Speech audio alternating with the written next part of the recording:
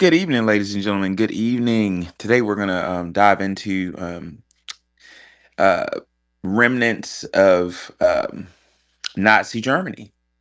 Uh, in During World War II, a lot of people consider. Let me put it this way: a lot of Caucasian people. It's very important distinction. A lot of Caucasian historians consider America to be innocent. Um, it was never innocent to the foundational Black American. It was always a crime predicated on a crime, but a lot of Caucasian or white historians consider World War II America's age of innocence. Pre-World War II, World War II, America's stage of innocence. During that time period, uh, the American leadership made a deal with the devil. Um, we call that devil Nazi Germany. What was the deal? The deal was to get what they know. The Germans had hyper advanced technology, and that story in itself is fucking interesting. Well, just if you may allow me to give a brief history on why Nazi Germany had advanced technology. I mean, in the 30s, Nazi Germany had a jet engine. They were flying jet fighters. Where'd they learn this? Well, the question for a lot of historians is very simple. How do you go from riding horses to flying jets with semi-computers, with a rudimentary computer technology? How do you go from riding horses to flying drones? The Nazi Germany had a fucking drone that they would send to England thousands of miles. They call it the buzz bomb for the sound that it made. Um, had its own guidance, gyroscopically stabilized, own guidance. Often would be shot down by the RAF, Royal Air Force, with the unmanned. I mean, that's some shit we use today. Well, the story is real simple.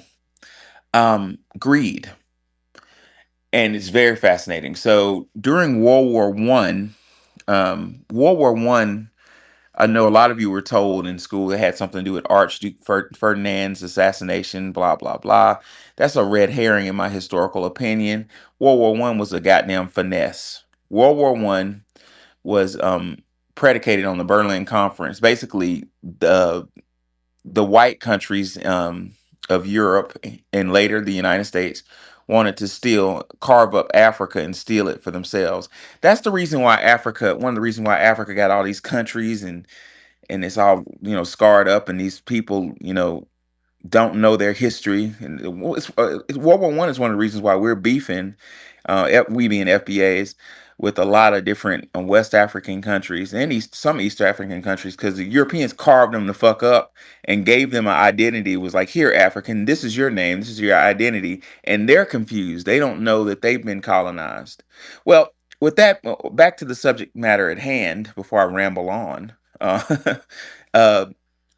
the Europe decided in World War One they wanted to carve up Africa, and England and Germany made discoveries in Egypt.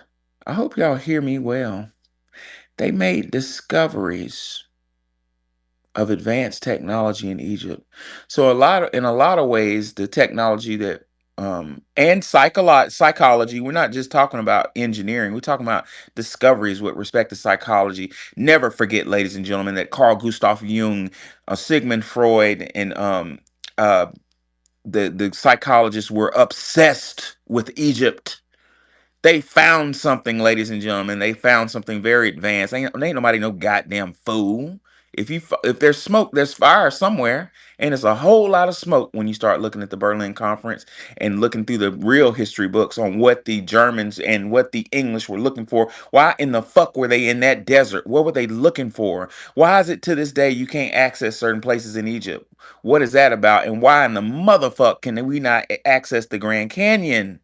There's a big elephant in the room, but that's another space. Whatever the Germans found advanced their technology 1,000 years exponentially. We went from riding horses to dropping goddamn nuclear weapons. You hear me? Well, America wanted that technology and struck a deal with the Germans. The deal was If you come over here and tell us what you know, both in psychology, engineering, um, physics, etc., spirituality. Yeah, I said it. We'll give you your freedom and not behead you. Matter of fact, in the case of my home state, Alabama, we'll give you $1 million in the fucking house, and let you raise a family with uh, what's a guy named Werner von Braun created NASA. He was a perverted Nazi scientist. Well, that is basically the remnants of Operation Paperclip. And feminism, unfortunately, when you see isms, you're looking at psychology that came from Nazi Germany. So where we're gonna dive in today is was feminism really about women's rights? And is Operation Paperclip still active as we speak? Wani, is feminism about women's rights? Nope. Well, what's it about? It's really kind of like, you know how they hijack movement. So the suffragists fought to vote and to have certain rights. And women's rights is a continuation of suffragist movements. However, feminism is not a continuation of women's rights. It's really just um, a sexology ideology from that Freudian mindset, from that Freudian ideology. So they're into sexology, meaning, liberation, free love, I can do what I want type thing. Do as thou wilt, probably. Do as thou wilt. The hippie Yes. movement. All of these things are Freudian at the heart of it, and they come out of the sexology, which is also from Germany. Almost every ill in society today is a German ideology um, from certain people in Germany. But the feminism is not like women's rights. Women's rights is more like we want the right to have a bank account, own property, vote, and go to school. Thank you very much. We have achieved our goal. See you later. But feminism is just persistent. It's constantly going back and forth with men. I should be able to do this. Women's basketball isn't getting enough money. It's just a constant nag and of trying to uh, be equal to men. That's like saying an orange is equal to an apple. So it doesn't even make any sense. It's also a way for people to drive a wedge between men and women, which is part of the death cult that we were talking about, people that just want these dead end situations. So it causes that gender divide, and that's basically what's going on. They won't go away. And it's also headed all the time by people that are LGBTQ who have no interest in men and women getting along. That's why it keeps on popping up. Women are not regular heterosexual women, are usually not the people in these movements.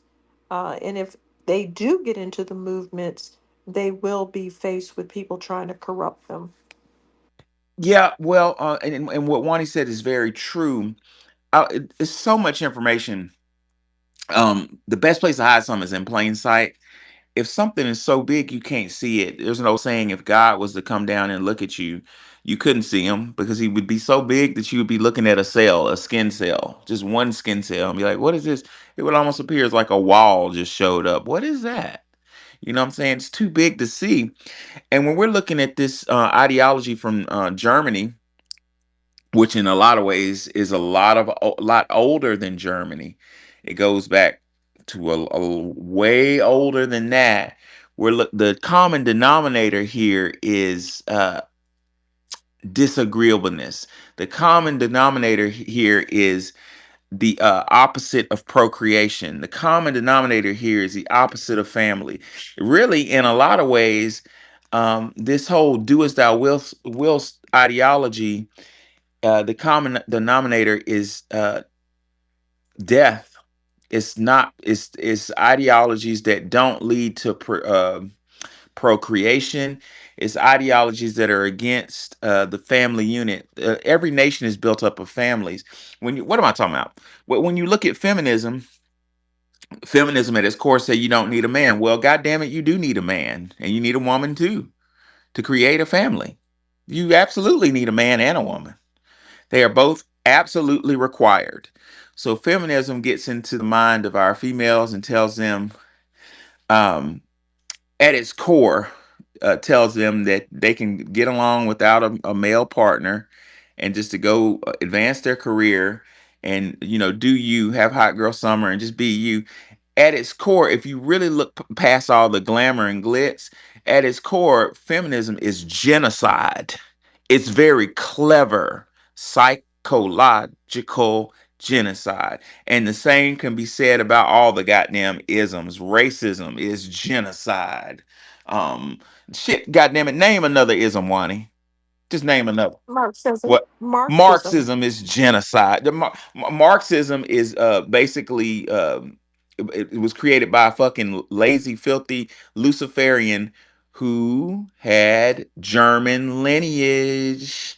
I watched an interesting interview today that talked about the royal family of England, and I wish I would have wrote. I wrote it down, but it's in my office. The name of the the Windsors, Wani. Maybe you could help me with it.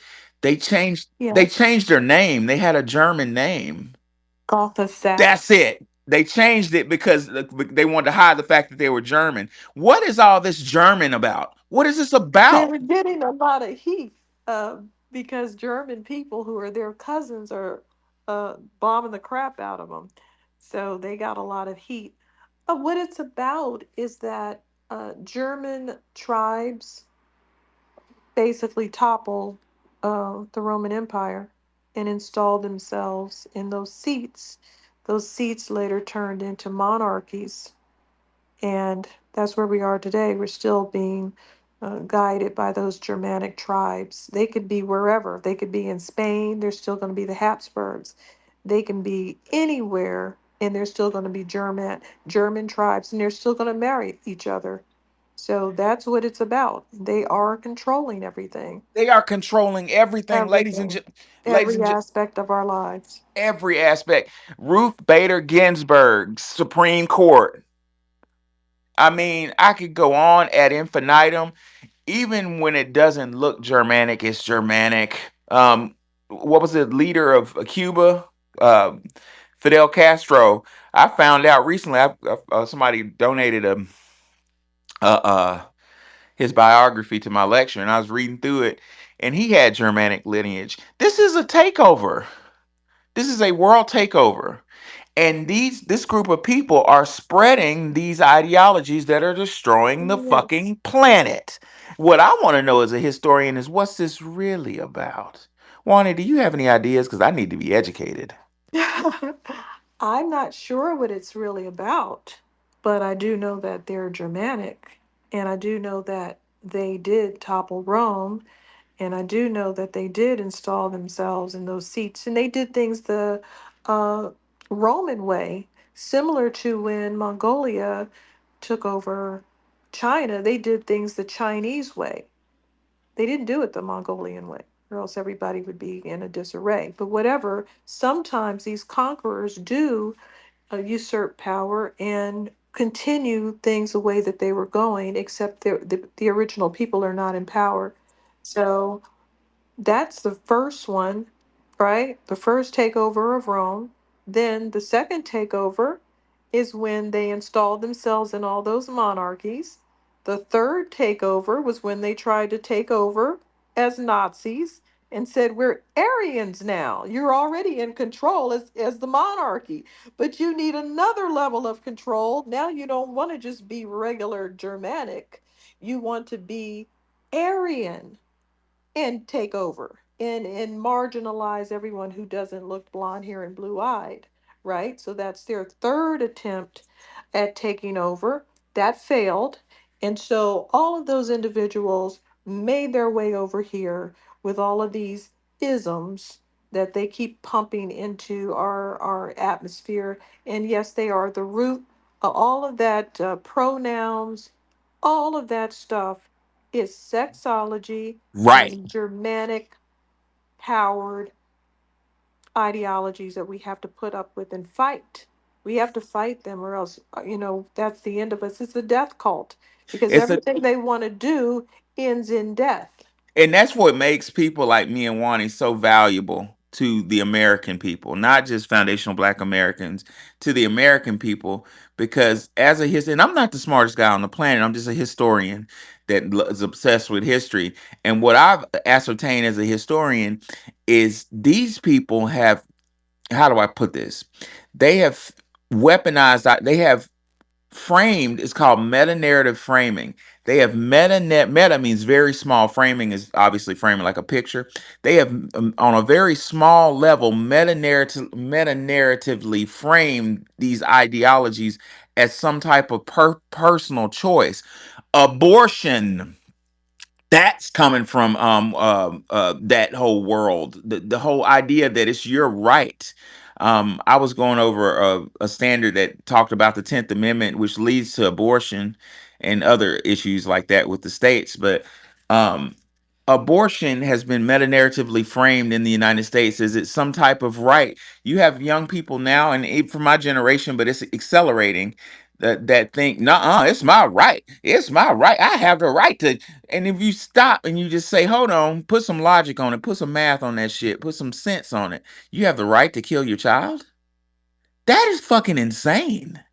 You have the right to, and I know there are circumstances where it's necessary. I'm not being like right wing on you. I get it, and I agree that abortion is a woman's choice.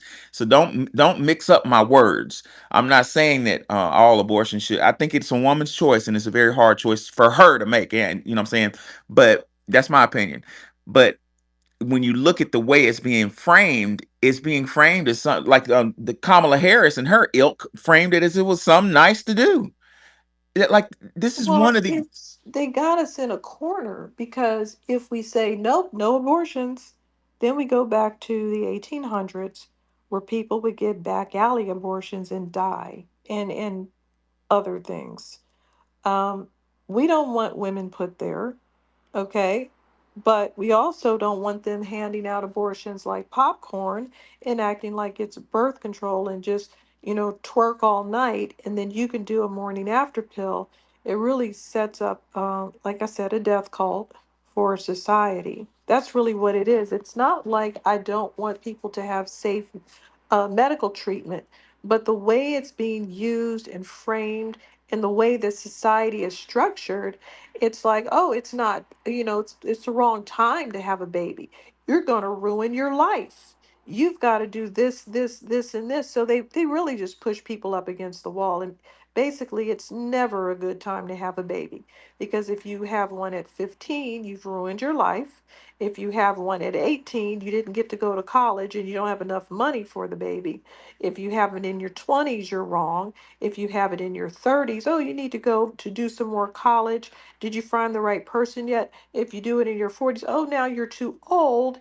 And this is a geriatric pregnancy. It's never a right time in our society to have a baby. It just isn't a right time ever. because our society is anti-life. It's been infiltrated through Operation Paperclip vis-a-vis Columbia, goddamn university. Those Nazis that went to teachers college at Columbia, and other Ivy League schools. We gotta be. I went to an Ivy League for a moment, and let me tell y'all some shit from the bottom of my goddamn soul. We have to be really careful about leaders that come out these Ivy League institutions, particularly these black looking people.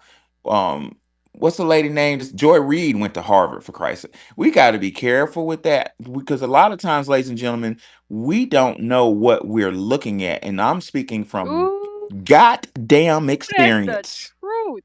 Ooh, I'm not telling y'all everything I know because I don't want to disappear, but I'm trying to help. yeah. Joy Reid, she got a whole mask on. She's anti-Black American, 100%, and a feminist and a Democratic shift. All of those. It makes perfect sense to Mm, me. what a disaster. Hey, Seven. What a plan. What up, Seven? Oh, hey, y'all. I think I came into the room late, so if I'm speaking about stuff that's off topic, I apologize. But you was asking, is feminism about women's rights? Look, I'll just say this: when it comes to women, we black men have never held back black women. We've always regarded each other as equals. So we really don't need feminism in black Facts. society. And like some of our icons like Ida B. Wells, Madam C.J. Walker. I mean, she was balling out back when feminism was the first wave of feminism and all that. So that's never really been a problem in black society. Uh, I think I know why that is, but I really don't have evidence. Uh, but you was asking about Operation Paperclip. Is it still active? Do you mean where they were bringing over all the Nazi scientists like Werner von Braun? Is that what you getting at, sir? Yes, sir. Well, I'm a fucking just go to. Well, should I? Well, has it? Is it? Did it stop? Did the premise behind Operation Paperclip? God You damn mean it, y'all bringing gonna over get the best and the brightest? y'all gonna get a treat tonight because I'm in Yeah, the I mood. mean, I guess that's still around because if you look at the scientific world, I mean, uh, basically, if you're not in America, you're probably not going to make a lot of scientific progress at this point. I mean, you can make some progress in some other countries, but if you got some big idea and you want to see some scientific progress, at this point, you've got to come to America. There's no other Why? place to go. Or Why Vienna, seven? Germany. Yeah, like, but Yeah. if you go Germany, yeah, so you do this research, but if you got some entrepreneurial ambitions, chances are you probably can't do it there. You got to come to America. Yeah. Um, you are talking about people of German. Truth be told, I am of some German descent. Uh, my ancestors came from the river parishes of Louisiana, which was called the German Coast, and they had a lot of German owned plantations, and you can pretty much guess how I got that German descent, which so I'm pretty sure it wasn't by choice. Right. So I yield the mic. Well, where I was going, Seventh Ward, and I'm glad you're in here because you're a science professor. Whereas I'm social science, you're hard sciences. Uh, what where I was going with that, and let me be careful to weigh my words. There's still um a heavy influence. It's certain words I don't want to say. One word I will say is uh what's the name of them? CERN, CERN. It's in Vienna. CERN recruits the best and brightest to do experiments on God knows what. There's been, if y'all look at type in CERN, I double dare y'all Yeah, to type yeah. I CE. know people who did their dissertations there. Yeah, yeah, CERN. It's on the border of France and Switzerland. Yeah, yeah. I say other than that, there's really no big scientific research going on outside the United States. Yeah, yeah, yeah. CERN. There's been talk. If y'all type in CERN, put portal by it and hit images. I mean, there's been talk of them opening portals, and what I'm trying to tell y'all, where things cross. Let's talk about European ideology. European ideology separates. It separates everything. Dr. Francis Cress Welsing say they can't help it because they're separated from nature based off of a theory of melanin. I'm not going to get into all that. I don't know why. I'm not a medical doctor. I'm not a dermatologist or like Dr. Welsing, board certified psychiatrist. I'm a social scientist. But what I do know is the effects. I know Europeans in their academic canon separate things when we live in a world where everything is inclusive, as above, so below. The microcosm is a part of the microcosm. The human body is a reflection of the goddamn galaxy. So everything is related.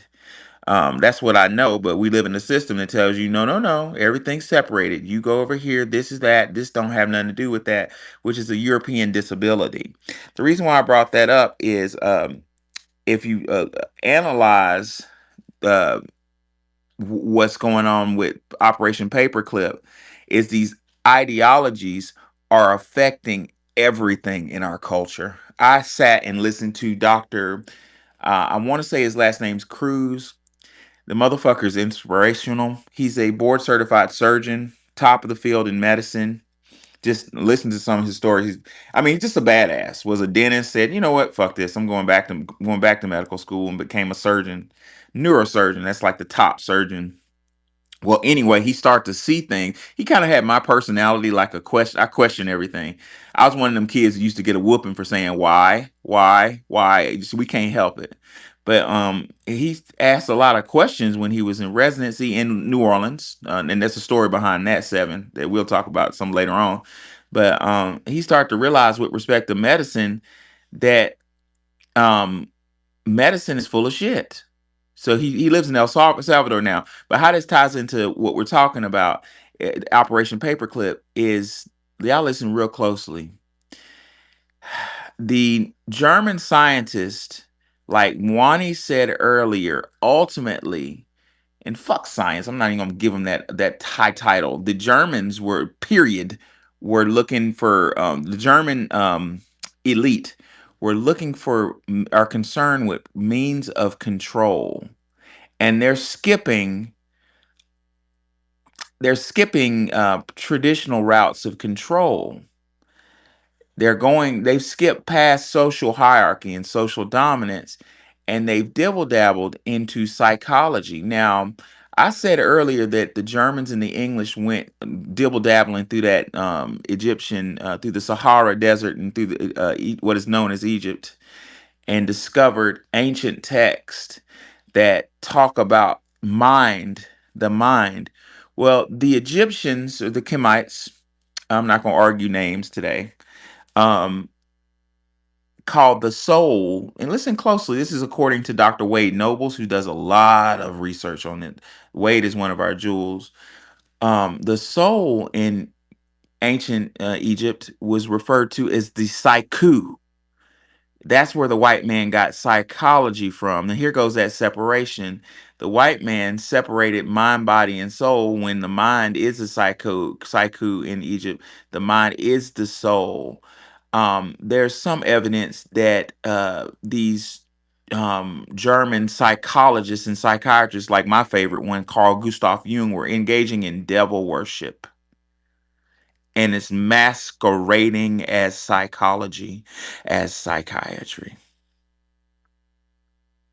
You find this clearly when you start looking at Karl Marx, and you start digging through Marx. What's the last part of Marx? Ism. You'll find out that Karl Marx was a goddamn Luciferian.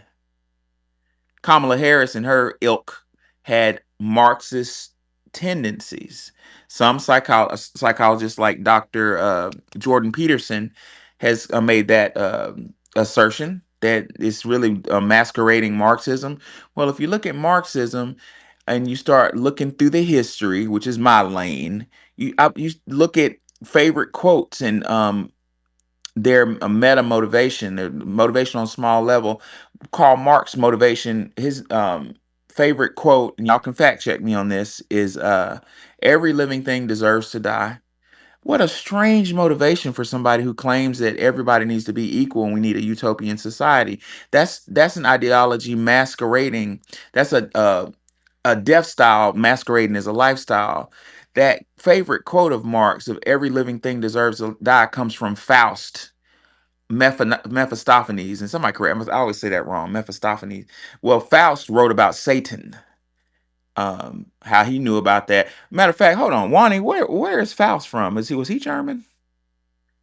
I'm thinking I about that. think so, or that area. Let me look it up. Wow, yeah, I never thought about this. Like, I'm thinking now, how the fuck did Faust know this? Well, Faust um uh wrote a Mephistopheles talking about Satan, who Satan, Lucifer, was the intellectual gone mad, the professor who just lost his mind of being obsessed with knowledge. German. Oh, Faust was German. Get the fuck out of here. We can't get away from them. They put out, look, the Nazis were chasing them around because they had these bohemian ideas, these this subculture.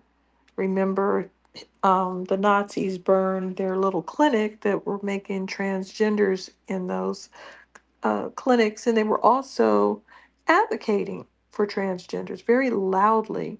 They had a lot of ideologies, and they were just running around doing them willy nilly. Now, when I first thought about it, I said, why would immigrants in Germany be so bold? Why are they running around doing all this? And I just remembered they've been there a long time. They're not new immigrants there. Some of them they had been there for, they said, about 1,000 years. They had been in Germany. So they weren't all brand new. And so they have more of a foothold in there. And that's why they felt entitled to say, we believe in this and we believe in that. We're going to do this and that. And we have a subculture. And it's always blended in with something good like art or music. You go, oh, that's nice. And you end up in these bohemian enclaves and you think it's nice. And then you find out there's all this other thing under the underbelly.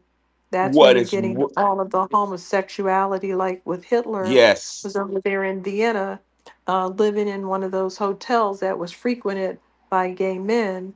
That's when he was hanging out in these enclaves. Remember, he wanted to be an artist, right? quotation marks, and he was rejected. Well, that's the other part of the bohemian lifestyle, is all that other stuff that they wanted to push as well. Yeah, yeah. What Wani is talking about is relevant to what we're talking about because it's these German ideologies, these isms, masquerade as something just as nice. That's what makes them goddamn vicious, which makes people like us so important to say, hold on, stop. I know what you're really about. Marxism is a good example. Karl Marx, like I was saying, was obsessed with Faust. And Faust, Karl Marx had a Faustian philosophy. That's what uh, Marxism is based upon, a Faustian philosophy. And Faustian philosophy states that is a satanic philosophy. Remember, Satan was or Lucifer was the intellectual who just went, the angel, the scholar who went crazy. And basically, a lot of people say that the creator, Allah subhanahu wa ta'ala, God, the all, I like all, the all father, all the all, his purpose is creation. He just creates. And nature supports that. If you look around you, we live in creation. It's a cyclical symphony of birth and death. That's all it is, like we're entering a stage of creation. The trees are creating new, the birds are chirping, we're going, young people running around, things are being created, entities are being created. That's the purpose of life, is creation, endless creation. Well, according to Faust, Satan or Lucifer looked at God's plan, or Allah subhanahu wa ta'ala. I don't really like saying God because God never called himself God. The word God is a misnomer. It means generator, operator, and destroyer, and it never really applied to the creator. It's a status that a man can get to. So I try to stay away from that one. But the creator, um, Lucifer looked at the creator's endless creation, and in his intellectual pontification and his lack of ability to understand the mind of the all, decided that the creator's endless creation was cruel because it was, in his view, unpredictable. That's a hard one. Faust is hard to understand, but I'm gonna break it down right quick. Basically, Lucifer said the unpredictable nature of reality is cruel because you don't know when you're gonna live or die. You don't know. You remember what was a prayer? May I lay me down to sleep. I pray the Lord my soul to keep. And if I forgot it, I used to If say it I every shall die before I wake, I pray to the Lord, my soul to soul to take. take. Like, we don't know when we're gonna go. None of us on this space know. We could walk outside and have a stroke, or I could catch a bullet. We don't know. And according to Faust, Faust said that Lucifer said that's so cruel, not knowing that it would be more humane just to end everything. Now that is what you call fucking insane. Again, Lucifer's justification is, since we don't know when we're going to die, we don't know, life is unpredictable, we just need to go ahead and end it all. Maybe he knows something we don't know. I don't think he does. I think, in my opinion, I think he's a lot smarter than us, but his intellect is nothing compared to the intellect of the creator. He doesn't understand the mind of the creator, and in his arrogance, he's thinking that he understands. You know, Maybe he's trying to jack us up in the afterlife. it's something going on that we can't comprehend. And that's not my argument. I'm not going to be insane and try to comprehend the mind of a very brilliant angel who went crazy.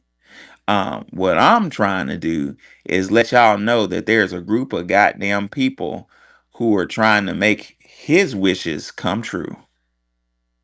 And they're doing it through all these goddamn isms. And the ism that we're talking about today is feminism. How does feminism lead to genocide? It tells a woman you don't need a man. And without a man, what do you get? Genocide. Hmm. They all Period. gonna be on that island together, um, with pelvises, with female skeletons without men. They're gonna be all on that island by themselves since they don't need them. It's pathetic. What's terrible, Nikki, is that, and I love black women. I'm not gonna bash my sisters. Um, But our sisters have bought wholeheartedly, and I'm just gonna fucking not go on record and say this. Our sisters have bought wholeheartedly into this feminist movement when, like Seven said, it never had any goddamn thing to do with us. But namely because black men never had control over black women. It was never culturally appropriate for us to do that. When we ran the world, we let women become generals and shit. We weren't, black men were never intimidated by women. We were like, shit, if But she. Wani said that black women can't even be feminists anyway. She said that we can't even be part of that. They got us feeling like we could be part of us. They tried to trick us into that, but we can't just be feminists in the first place. And I That's a white noticed woman that, thing. right, and I noticed that some of these women are calling themselves womanist because they know they're idiotic. So Wow. they've come up with another word to be idiotic under that word. Interesting. I see Heat Miser. I'm curious. What's on your mind, Heat Miser? Hey, can you hear me? I can. Yes. Yeah. I just got one. I kind of wanted to ask the same question. You just asked that question. Yeah. Why the hell did black women get into this feminism shit? It's been mind-boggling. I never understood it. I thought the shit was a fad. I thought it was. I remember the '90s or whatever, and this that whatever. But I thought it was like a little fad. It's gonna go away and go back to normally that white woman bullshit alone. Why the hell? Why is I'm it going to still tell you it's around? getting worse. And it's getting worse because we're being flooded with a lot of women that don't have any rights. And so they're babbling about it. You see, they come from countries where they don't have children's rights or women's rights. So they're talking about it, and it is influencing American women. Go ahead, Heat Miser. Yeah, why? I just want. I don't. I want to. There's women in the room. I'm kind of just curious, like, why would freedmen women jump into this shit that has obviously ain't got shit to do with you? Like, I don't even understand why. I don't know He the why. might he Miser. That's a wonderful question, and that's my zone. What happened, Heat Miser, is it's very complicated. Ultimately, I believe the motivation comes from Operation Paperclip. These people got together in Nazi Germany and decided on a plan to fucking redirect world populations. I hope y'all are writing this shit down. They have a long plan to get rid of a large portion of world population and rebuild the world in their image. And feminism is a weapon. So how did our women get involved in that shit? Well, it's all about meta narrative framing, how you frame something, how you sell it. You understand me? So first it was sold to the white woman. That's not my problem. I'm not going to get into that. But in the 60s, it was sold to black women. It was repackaged. and sold to black women as a way. Yes, it is a weapon. Feminism is a weapon. I go on the record and say that. I'll write a goddamn book called Feminism is a Weapon when I get some time to do it. But so it was, to answer your question, Heat Miser. That's, it's very deep. Dr. Howard Zinn talks about it briefly in A People's History. It was repackaged. Um, Celebrities, white celebrities, according to Dr. Shahrazad Ali, the black woman in America never had a role model other than the white woman. So there was that mother figure, that faux mother figure of the white woman being the black woman's role model.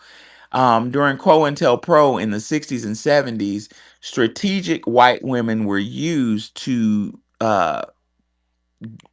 gather black women like Jane Fonda to suggest to black women, hey, black woman, do what I'm doing. You don't need a man. The man is oppressive. And at first, our women didn't buy into that shit. If you look at Fannie Lou Hamer, Fannie Lou Hamer was going to jail talking about my husband. That was her talk. She was defending her husband, but it was done very cleverly. And I'm looking for evidence to give it to you so you can have it for the record, Heat Miser, but I'll paraphrase until I find a specific paragraph. But this shit was done in Atlanta, my friend, to the black community. There were two women with German last names. I bet you could guess their religious affiliation, who were sent to Spelman College. Now, Spelman College, mind you, was founded by, look, what Spelman was, Norman Rockefeller. I mean, Rockefeller. yeah, so that's there. Hey, smoke, put that in the pipe and smoke it. But and we still got a lot of problems coming out of that arena, but I'm gonna leave that alone. But a very popular, attractive young black female was intercepted by two um white women with German last names and basically co-opted and asked to spread the ideology of feminism to the black female collegiate world. Ladies and gentlemen, as a college professor, and I'm sure Seven will agree with this, um, in the American world, particularly in the Black American world, but white American world too, the collegiate environment drives the culture. And college is cool. You're 20, you're 19, 20, you're in fraternities and sororities, you're the best you're ever going to look. And people look up to, even old people look to college students to be hip. So what I'm saying is, three-letter agencies have historically used colleges to drive culture. I know this very well as a social scientist. So Heat Miser, this black woman whose name I'm gonna give to you momentarily, was used to as a catalyst. Think of the world as a chess game. They co-opted this very popular, attractive black Spelman student to start to spread feminism, and feminism start to spread as an alternate lifestyle, as a reality in Atlanta, Georgia. And from that collegiate world, just like Facebook started at goddamn Harvard University, went to Columbia to the Ivy League, and from the Ivy League it went everywhere else. The idea of feminism in the black community went from Spelman, which is a black Ivy League, to sororities and to other black colleges, and from there it attacked the core of our professional class of women, and they dumbass didn't even know that they were spreading a weaponized ideology. I'm dealing with that. I deal with that today. Like a lot of our sisters, I saw it as a college professor at a historically black college. I saw that um, the black population, and I'm not generalizing. I'm just being. I mean, I'm not just being. What do you call it? This isn't anecdotal. Like, this is real fucking data. Like, our sisters are being trained to go to college to get a career, whereas other races of women are trained to go to college to get a career, but to find a life mate, Husband. or your life mate in that critical lifetime when you, like Wani said, you can, I'm paraphrasing Wani, but where you can have childbearing years and have healthy children. They look at it as a window to get that career and to get that life, I'm just going to say life partner. Our women are being trained over and over and over. And I saw it in the Panhellenic, the fucking Greek, black Greek so-called world. Girl, get your medical degree. Girl, get your law degree. Girl, go get you a PhD. Kevin Samuel made $1 million talking about this shit, and it was real. And what I see with our sisters is they get out of school with all these degrees and all the student debt, mind you, and then they look for a husband. They've been attacked and they don't even realize they've been attacked. And a lot of them are confused. I can't find a husband. I can't find a life mate. No, it's something wrong with the men. No, you've been attacked and you don't even realize that you got attacked with an ideology. And every time we Mm. have these rooms, there's no feminists in, in the room. Are they ashamed of being feminists? I'm Well, they wondering. don't. There are some. I am so sorry, Ronnie. I apologize. Go ahead. But there are some, but they don't say that they are trying to be feminists.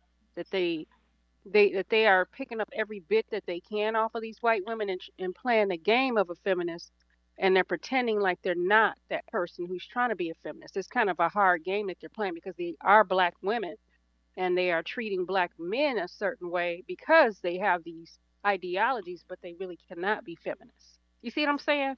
Yeah, it's like this is why college is so important to the feminist movement. The idea that you would go to college somehow means that you're a big bold independent woman, not just somebody that needs to get more information to have a higher paying job. Just the act of going to college is somehow saying you're breaking free of the man's stranglehold on you. He didn't want you to go to school, so now you're automatically a feminist because you went to college. Even working women took on that, attitude. I can bring home the bacon, fry it up in a pan, and blah, blah, blah, blah, blah. I'm a big bad woman. Um, a lot of women that have been burned by men are they gravitate to these women's groups, and a lot of women that are gay gravitate because they know women are over there mad at men, so they have a predatory nature and they gravitate toward those groups. But I didn't know if seven's still in there. What we were saying is that there's a stark difference between the suffragist movement and women's rights. Suffragist movement was an honorable pursuit. You want to vote, you want to be able to own property, you want to be able to educate yourself, and there's nothing wrong with that. Yeah, that was the However, first wave of feminism. right, but it really wasn't feminism. They took this, all these isms are the problem. Women's Yes. rights is straight up women's rights, and that's cut off. But these other people try to morph something that never was. Feminism is a persistent state of being. It's not saying, "Hey, we need these rights. We didn't get them. Give it to us." End of story.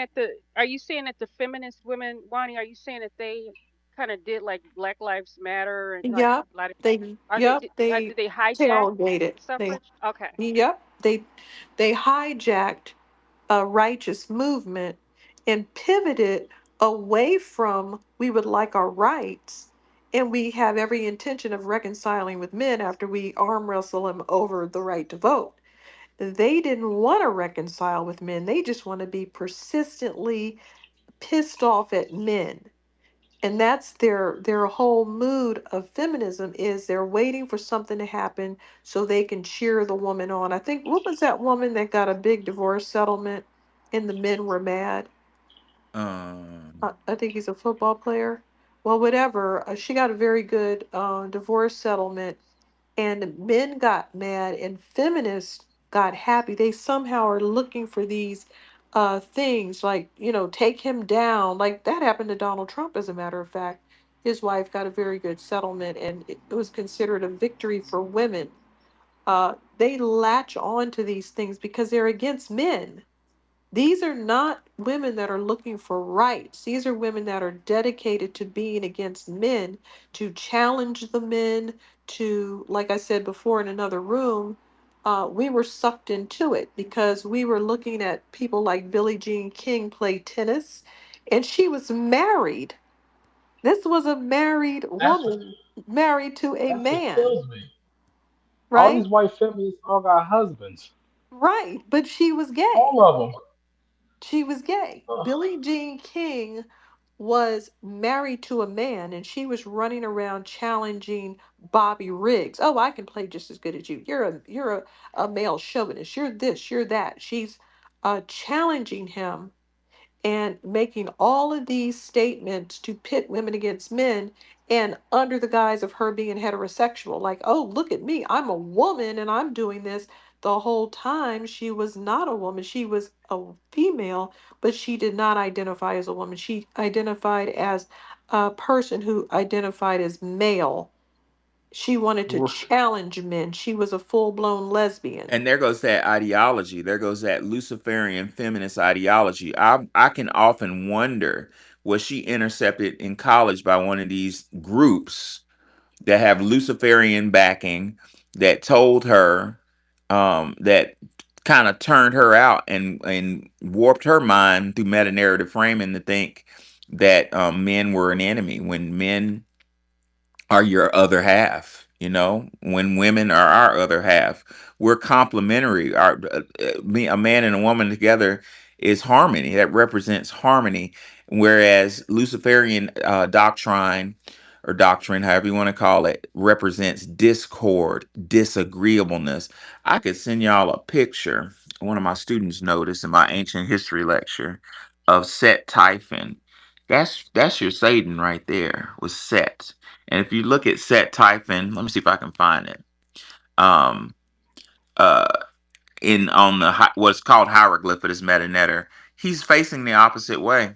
Everybody else, all the other gods, are facing one way, but he's facing the opposite way, which basically means he's disagreeable. He goes, the star you see that's used in Satanism is upside down. Stars themselves are good. The star represents you, your head, your arms, your legs, 5 points. No, Well, I was told. it wasn't finished. Oh, no, no, no. Oh, yeah, yeah. I mean, I might be wrong, but I was just told that. Wani, I wanted to say one thing because Heat Miser asked me, and I was looking for it the whole time. I found it. So the lady I was talking about at Spelman that was used to introduce feminism to the black elite community on the college level, her name was Ruby Doris Smith. Again, Ruby Doris Smith. According to Dr. Howard Zinn, in the civil rights movement of the 60s, to give you a year, Heatmeister, it was 1964, which makes a lot of sense. The signs of collective stirring began to appear. Women began took place as they customarily took in social movements in the front lines as privates, not generals. So women didn't have leadership roles back then. Zen says, quote, in the Office of Student Nonviolent Coordinating Committee in Atlanta, that's SNCC, ladies and gentlemen, a Spelman College student named Ruby Doris Smith, who had been jailed for sit-ins, expressed her anger at the way women were relegated to the routine office work. She was joined at her protest by two white women in SNCC, Sandra Hayden and Mary King. So basically, like I think Wani was saying, or maybe it's Nikki, that movements get like Black Lives Matter start off with good momentum, and they are what's the way to put this? They're righteous. Mm-hmm. That's when these German ideologies attack them and do jujitsu. Jujitsu is all about taking your enemy's energy and using it against them, right? Um, Mar- uh, Sandra Hayden and Mary King came right at Doris Smith, Ruby Doris Smith, and redirected her energies from righteous anger towards the system of white supremacy, and basically said, "No, no, no, no, no. This isn't white supremacy. This is men." Checkmate. Go ahead, Wani. I was just going to say, just to give people an idea of these ideologies, Freudian advertisers, and even Freud's nephew, his name is Edward Bernays, and these people put all these ideas out there. Like, for instance, they romanticized drinking, bar culture, in the movies and film. They romanticized whirlwind love affairs, cheating on your husband or your wife, meeting in all these secret places, all of those film noir. type things. They were heavily involved in that. They romanticized materialism and narcissism. They portrayed smart people as outcasts. They were very instrumental in making intelligent people look like, losers, and kind of boosting up the reputations of villains, mobsters, bikers, all of these types of people. And they market it to feminists. Don't you want to smoke? Look at these torches of freedom. That was the name of the cigarette campaign, Torches of Freedom, to entice women to smoke and glamorize being a feminist, because it was glamorized. And that's why people were doing it, because people did things that were on movies. Um, and they just completely escaped blame. They put all of that out there, got you cheating on your husband, have you doing all of these things, smoking cigarettes, getting lung cancer, and you hold that L, and they just go off into the sunset with lots of money. Checkmate. Wani just said something very important. I don't even know what she's talking about with the specific instance, but I heard something. She said they call those cigarettes what? Torches of freedom. Yep. Ladies and gentlemen, Lucifer, Satan. Lucifer means bearer of light. Luz in Latin means light. Fer means bearer thereof, bearer of light. A torch is his calling card. That torch means Lucifer. They laughing at you. Yep. Heat miser.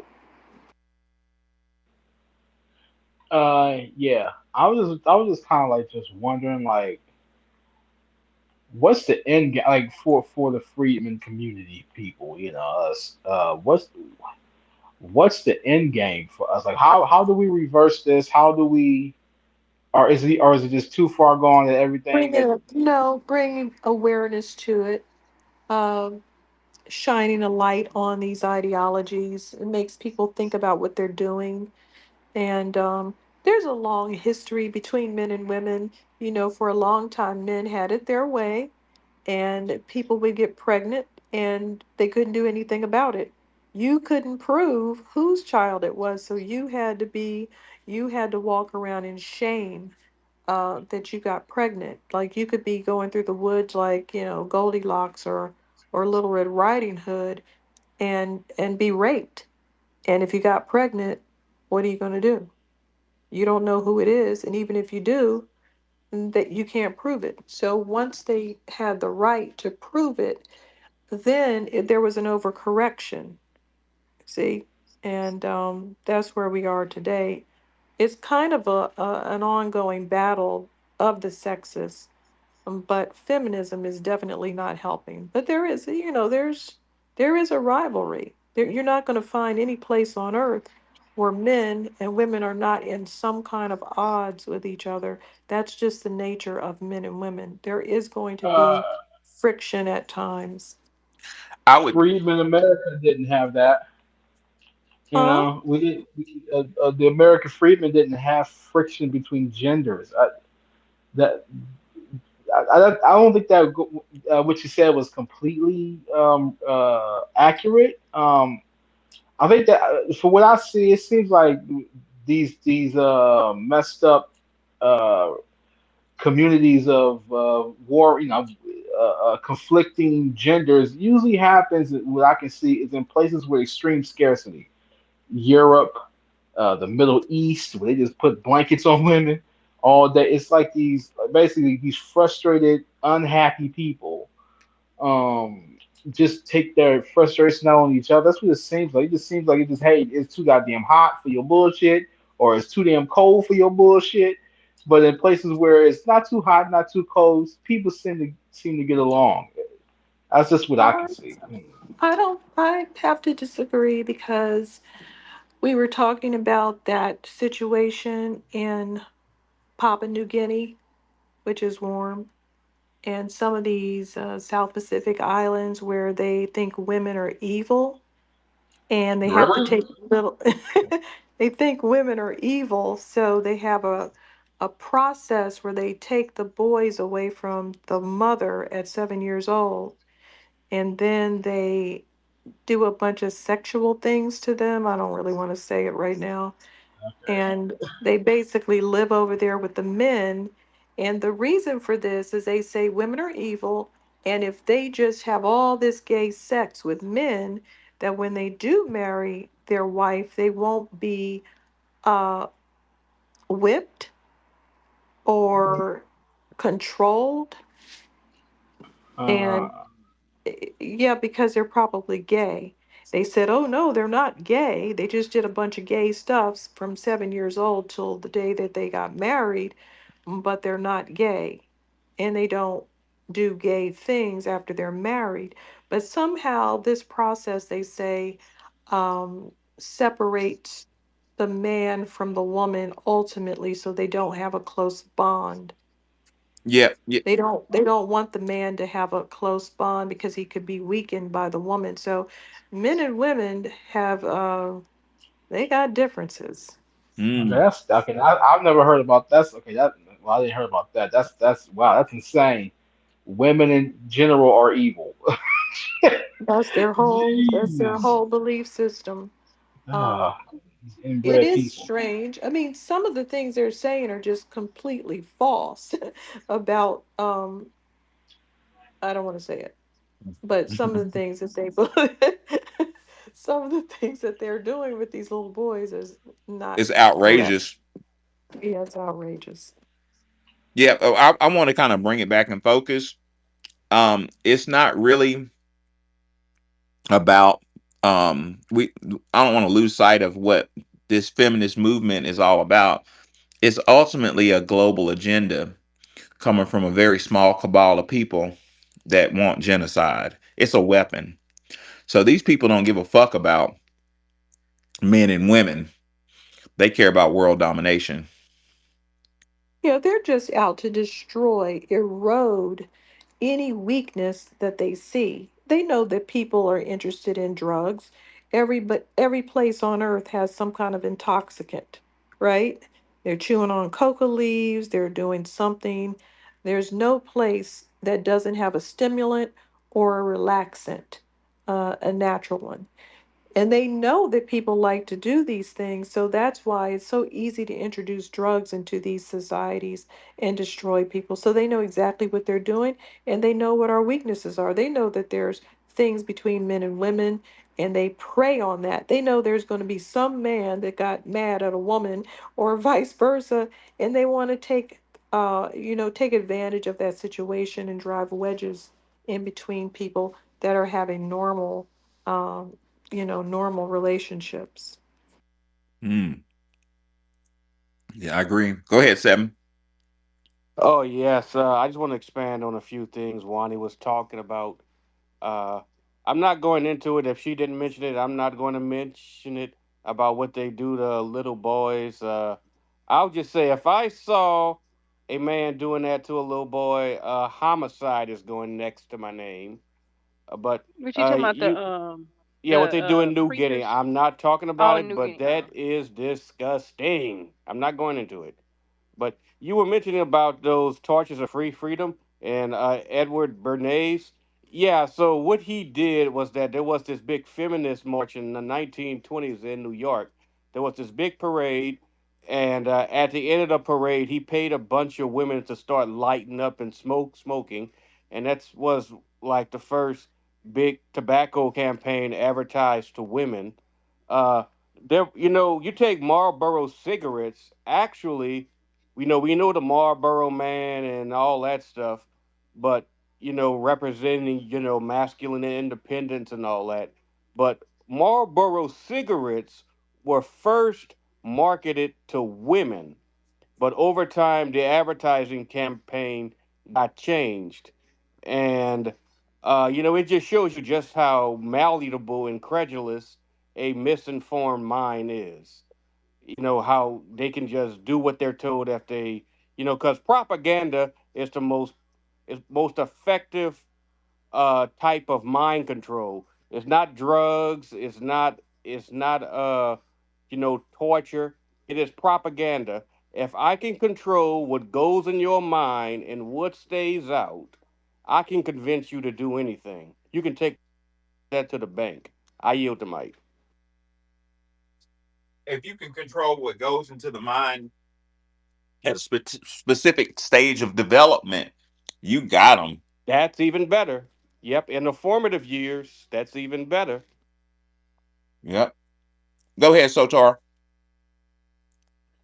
Hey, I was gonna say, Professor, I kind of disagree with what you said to the heat miser. I think like a lot of them, if you look at Carrie Chapman Cat, Susan B. Anthony, um, I forget Elizabeth Stanton, those weren't pretty women at all. They didn't get pretty privilege. They were just regular women. So they had to, by hook or by crook, figure out a way to finesse this money because you did have women that just had it or they got bequeathed wealth, but the average woman, like the layman, they weren't getting the money and the wealth and everything and the benefits for doing nothing. So they had to figure out a way. And then those suffragists, I think I brought this up. They were the original terrorists, it seemed like, not these Middle Eastern. They were bombing everything up in Ireland and England and shit. A lot of people don't talk about that. I Yeah, had tell this us about that. You bro, said the bro. suffragists? Yeah, they like how you get in. Like I don't support the movement, but either way, I do support doing what you got to do to get something to happen. And they learned all these martial arts. They were killing cops. They were blowing up people. You can look up the suffragist terrorist attacks. That's what they were doing. And then that's like that. I think that's how the IRA learned how to make their bombs, and that's how the Middle Easterners, Palestinians came and got to make their bombs and everything. But going back to it, I'm just saying that a lot of those women weren't pretty. They didn't have the pretty privilege. They didn't have the wealth from the family. They couldn't get married to get bequeathed wealth, and so they had to do what it takes. So I think that's how a lot of things took place within our society because there's women like, man, you know what? I can't get this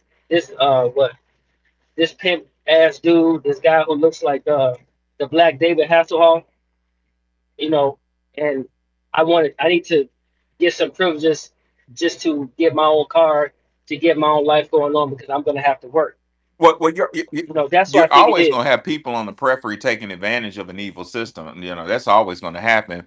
My point is the origins of this system have absolutely nothing to do with women's suffrage or rights or Mm-hmm. it's weapon. It's all it's think of a military. In the army, you have a nuclear weapons division, you have psychological warfare division, you got the Green Berets, their psychological warfare, you got artillery, you got um biological warfare. Well, this Germanic group, whoever they are, have different divisions of attack to ultimately lower world population. Um, for what reason, I don't know, but they're very interested in lowering our population worldwide. They are a death cult. I mean, really, I can't think of anything else. But Sotar, I looked that up in Irish suffragist movement from 1912 to 1914. They used a campaign of bombing and arson. Okay, bombing and arson. And blew They would up kill cops churches. too. They blew up everybody, churches, anything they wanted. Yeah, That's those are the real that's terrorist groups. crazy. I had no idea that they did all that. Yeah, that's old red pill knowledge, by the way. Then you said something about woman not being able to prove who the birth daddy is. I mean, yeah, the daddy is. There was never a DNA test to like the late 70s. Hmm. So that's why back in the day virgins were prized because if you had a virgin, you knew you were the guy that was going to be the father, and you didn't have a problem being, the guy who took care of her and the baby. No one wants to be a cut, and so that's something that people are looking at. But even right now, a lot of women don't want mandatory DNA tests. They That was want to pick who the father is themselves. did you And I'm hear like, that? That the DNA Nigerian tests are man. illegal in France. That's cold blood. Because they yeah, but cheat. see, yeah, but they don't want it because they know they're gonna get killed. Like you imagine, like the baby's born and the doctor says, "Hey, sir, you're not the father," and then the guy's embarrassed, and if that guy's really reactionary, then things are gonna go get pretty kinetic, and so they don't want. So it's like, well, what the fuck do you want? Do you want You want to prove that the father is, or you want to make up whoever the daddy is and put whatever name you want on the birth certificate. I don't get that. That's why I always say women want accountability when it's convenient, but then they want to be equal to men and get the benefits. I always say that. And then I heard these white supremacists say, and they made an argument, and I couldn't articulate a counter. They said feminism, all women are feminists.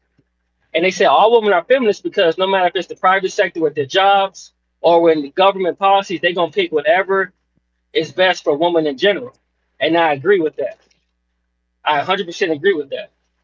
Now, I remember some Nigerian man because they said that like 60% of Nigerian men are fathering some other guy's child. And this guy got mad because that was happening to him. He got on the internet and said, "Hey, everybody, get a DNA test because this happened to me." And do you know the women tried to kill him? They wanted to murder that guy. That's how bad the cheating is over there. Cheating goes right along with the paternity fraud. Get it? Hmm. That's why they're number one or number two in paternity fraud and number one and number two on uh, being unfaithful. Now, I'm not in their culture, so I don't know why it's so easy for them to be unfaithful or what's going on there. See, this is another thing. We're trying to put our template of what's right and wrong on people that come from a whole nother belief system. Some of these people don't believe in like you were saying something about being a virgin. Some of these African tribes, they have a man called a hyena that just has sex with everyone once they become 12 or have their period. They don't want you to be a virgin, so they're going around. And this guy gave everybody HIV and got certain people pregnant, but they don't care because that's their culture to get rid of it's called removing dust, removing the dust, and everybody lines up to have this one guy do this. It's a rite of passage. So we don't have the same backgrounds as these people. We don't view things the same way, and we just don't.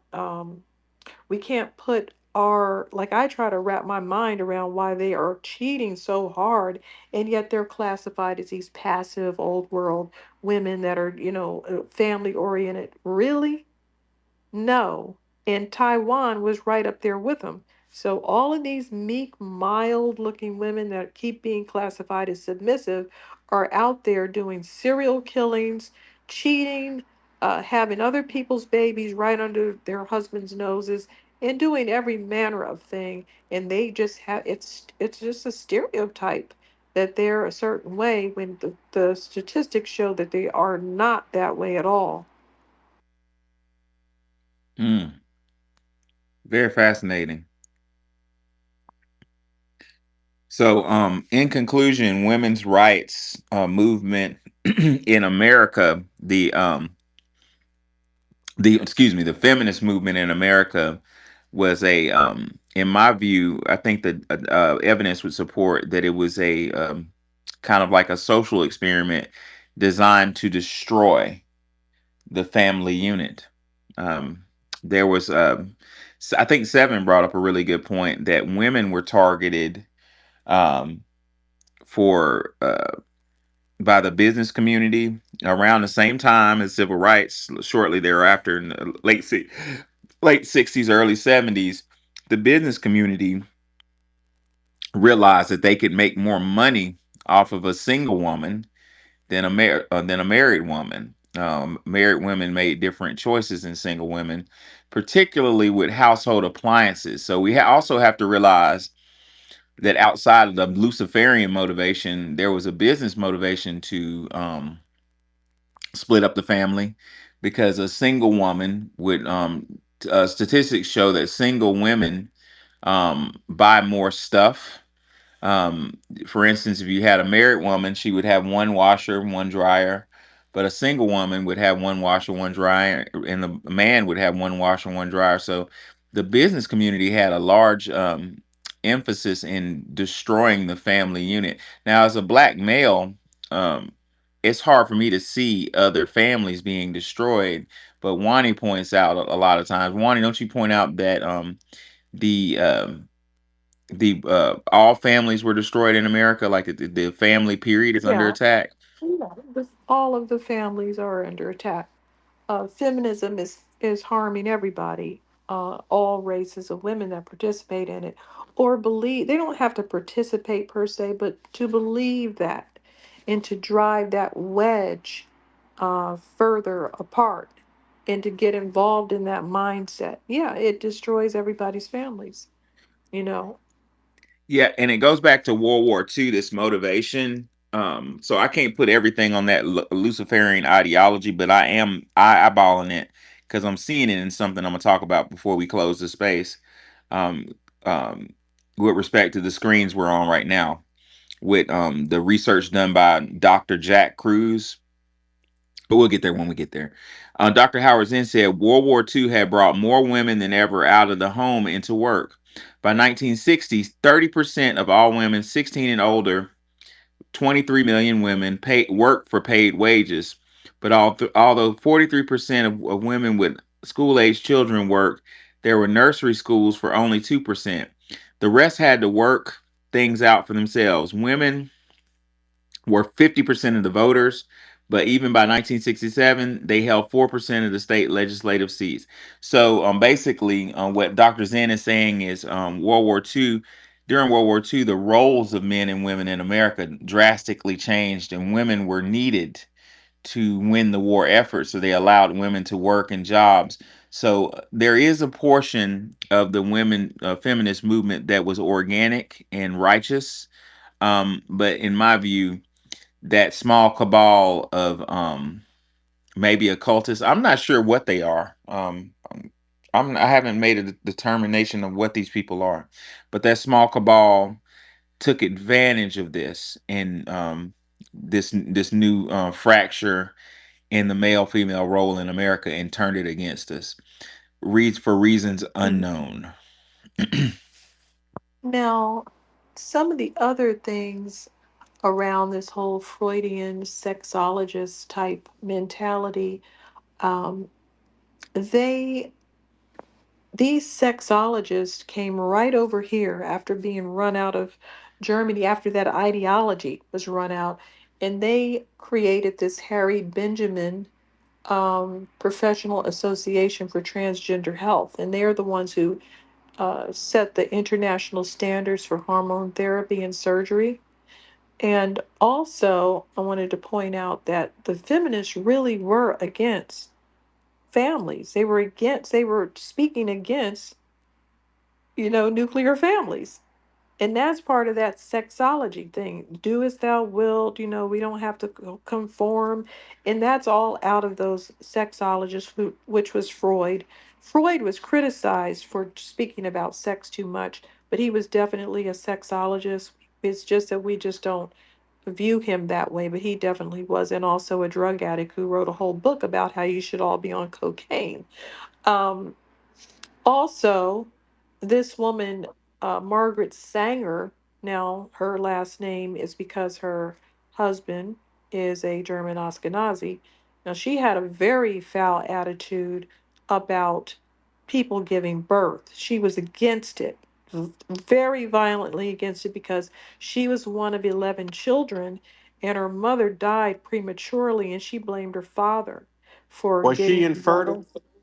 No, no, no. Her mother had 11 children and she resented it because it took her mother's life. She was very weak from having all those children. Facts. So she blamed her father for that. And her father had some strange politics himself. And then she marries this other guy who has his way, and she linked up with all of these other people with German backgrounds, and she became an advocate for contraceptives and abortions. And she was a eugenicist, and she made those statements about, getting rid of Black Americans and how we don't deserve to exist. These are all German ideologies that this woman is spouting, even though she herself is Irish. But she surrounded herself with people, with those married, and surrounded herself with people like that. Now, there was another woman, she was also Ashkenazi ancestry. She founded a organization called Coyote, Call Off Your Old Tired Ethics, and set up some prostitute rights. in Europe. She's, she's over there in where they have these types of belief systems also, Amsterdam, Netherlands. So she has that same mentality, same background, the sexology type of thing. Then you have all of these feminists that introduced gender neutral language using binary they, them, partner, inseminated person, chest feeder, human milk birther, um, and they petitioned to ban the words he, she, mother, father, and added cis to men and women. This is all the same people from those academic circles. And I could go on and on and on. All of the big things uh, based around all of this LGBTQ ideology, it's all the same people.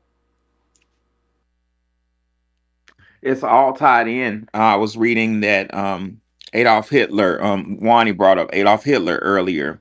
We're talking how this fits into what we're talking about. We're talking about isms. Adolf Hitler was a member of Ordo Novo Templi, which is the new order of Templars. There they go. And it says, quote, um, Hitler dropped out of school in 1905 and in 1907 went to Vienna in hope of enrolling in the prestigious Vienna Academy of Art. He failed the entrance exam twice. However, unwilling to return home, he ended up on Vienna's mean streets, eking out a living as a postcard painter and a male prostitute while staying in cheap rented rooms. Um, he joined the occult and stayed in the occult throughout his career. Um, uh, the writer of this book, who is this? Michael Greer says um, Hitler's right hand man, Heinrich Himmler, a passionate Aristophaist, became chief of the SS in 1929 and turned into something even mainstream history called Nazi Freemasonry. What I'm trying to say, ladies and gentlemen, is Operation Paperclip recruited um, members of the SS, and I have overwhelming evidence to show that the SS was into the occult, and that's where shit gets very weird because there are stories of the SS hanging out with extraterrestrials. I mean, this shit gets very strange. I'm going to give you all the proof of what we can prove. Like when you were saying he was gay, I can't prove he's gay, but what I can prove is he publicly defended someone who was flaming. And he just kept on defending this guy publicly. And he did live in that hotel that was frequented by gay men. And he did have an issue with a deformity of his genitalia. So that's what we do know for sure. Yeah, yeah. Seven. We're gonna go to seven, then go to Mr. Freedom. Yeah, I just want to expand on something about like black, on having children and why they may be against it and stuff like that. Look, I got a friend right now, FBA brother. I think he's part of the Choctaw tribe. He's one of 16 brothers and sisters, and his mother is 106 years old. And unfortunately, her time may be coming up, but but just that a black lady could could go through all that and live that long and could probably have more stories than Wikipedia. I mean, black ladies, y'all special. You're something else. Uh, you know, feminism has nothing to do with y'all. You got it. With that, I yield the mic. Yeah, we're gonna talk about before we end the space. Talk about Dr. Jack Cruz, who just been blowing my mind lately. Jack talks about the in medical science. It's just a known fact that the darkness, melanin, the dark area in your brain, Like, basically, in brief, melanin is magical material, and I'm just saying, black women are we're magical. We don't really we don't fit into the same narrative with these Germanic lineage people.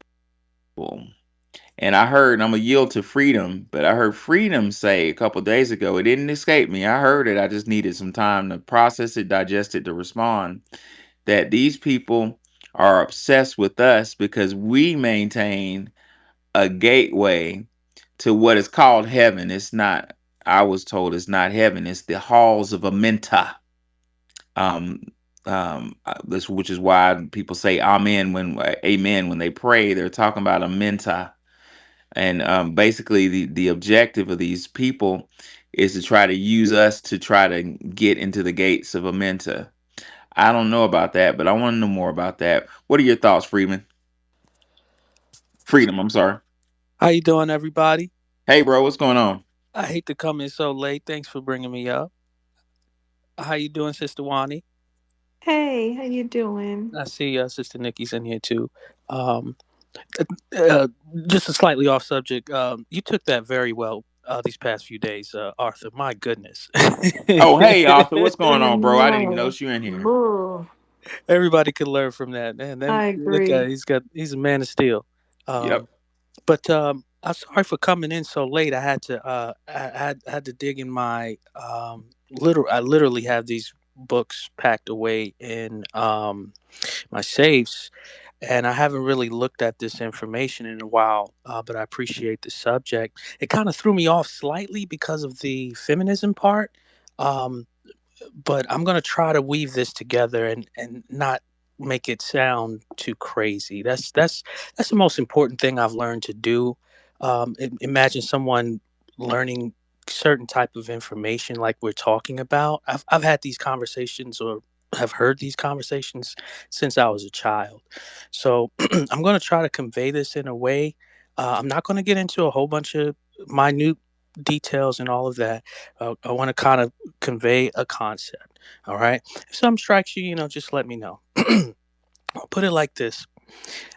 Before we went from the analog to the digital wavelength, I don't know if you remember this, but you used to be able to see people, not just on TV. It wasn't just an effect on TV, but you used to be able to see people in person. And they had something that looked like a cat's eye, like you'd see with a reptilian's eye. Has anybody had that experience in real life? I'm asking for the host and and So, co-host so you mean like a little slit eye? on both. Yes, on both their eyes. You ever seen that? Oh, in a human being? Yes. Mm-mm. I missed that. Okay. Well, I've seen it in person, and it was to the point where I was just looking, and you kind of like you rub your eye, you blink a little bit, you move back and forth. You're like, you're staring. You're like, is this what the hell? Why am I seeing this person? And it's not like they had this is over 20 years ago now. It's not like they had contacts or anything, like they have contacts like that now, and this has been on different people. And the reason I bring it up is because what I was taught is that there's a reason why you're able to breathe amniotic fluid when you're in the womb. Okay. Now they lie and say that somehow, and they don't explain it. They say, "Oh, oxygen comes through the umbilical cord and you breathe it through your lungs." Bullish. No. And a lot of women in the medical field are, if they're astute in reading their medical texts, will understand this. So what I'm getting at is that um, there are benevolent reptilians and there are malevolent reptilians, the seraphim and cherubim. Okay, they're related, but they war against each other, and so specifically as it relates to this planet, there was an intergalactic cataclysm that happened a very long time ago. All right. And this planet with benevolent beings crashed into a planet with malevolent beings. Okay. Yep. And that is actually part of where you get that crescent symbol. All right. Now, they put the scimitar on top of it to block off this knowledge to not teach it. And I'm not going to, there's parts of it that I can't speak about myself because it is, it would be, how would I say, it would be irresponsible for me to go too far into exactly what it is, but I can explain it in a way that it'll get towards the feminism part, okay? And bring this up for a reason. You have to understand everything is either trying to um, give birth or impregnate, or is trying to devour, or is trying to use consume a food source.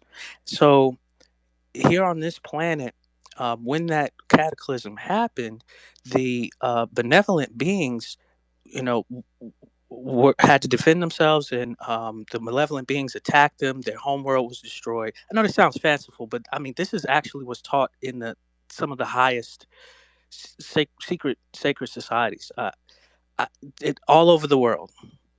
All over the world, this is taught. Okay, and what happened is part of that fight caused a crash here in on planet Earth, and that's why we specifically have an asteroid belt, which is unique to our solar system.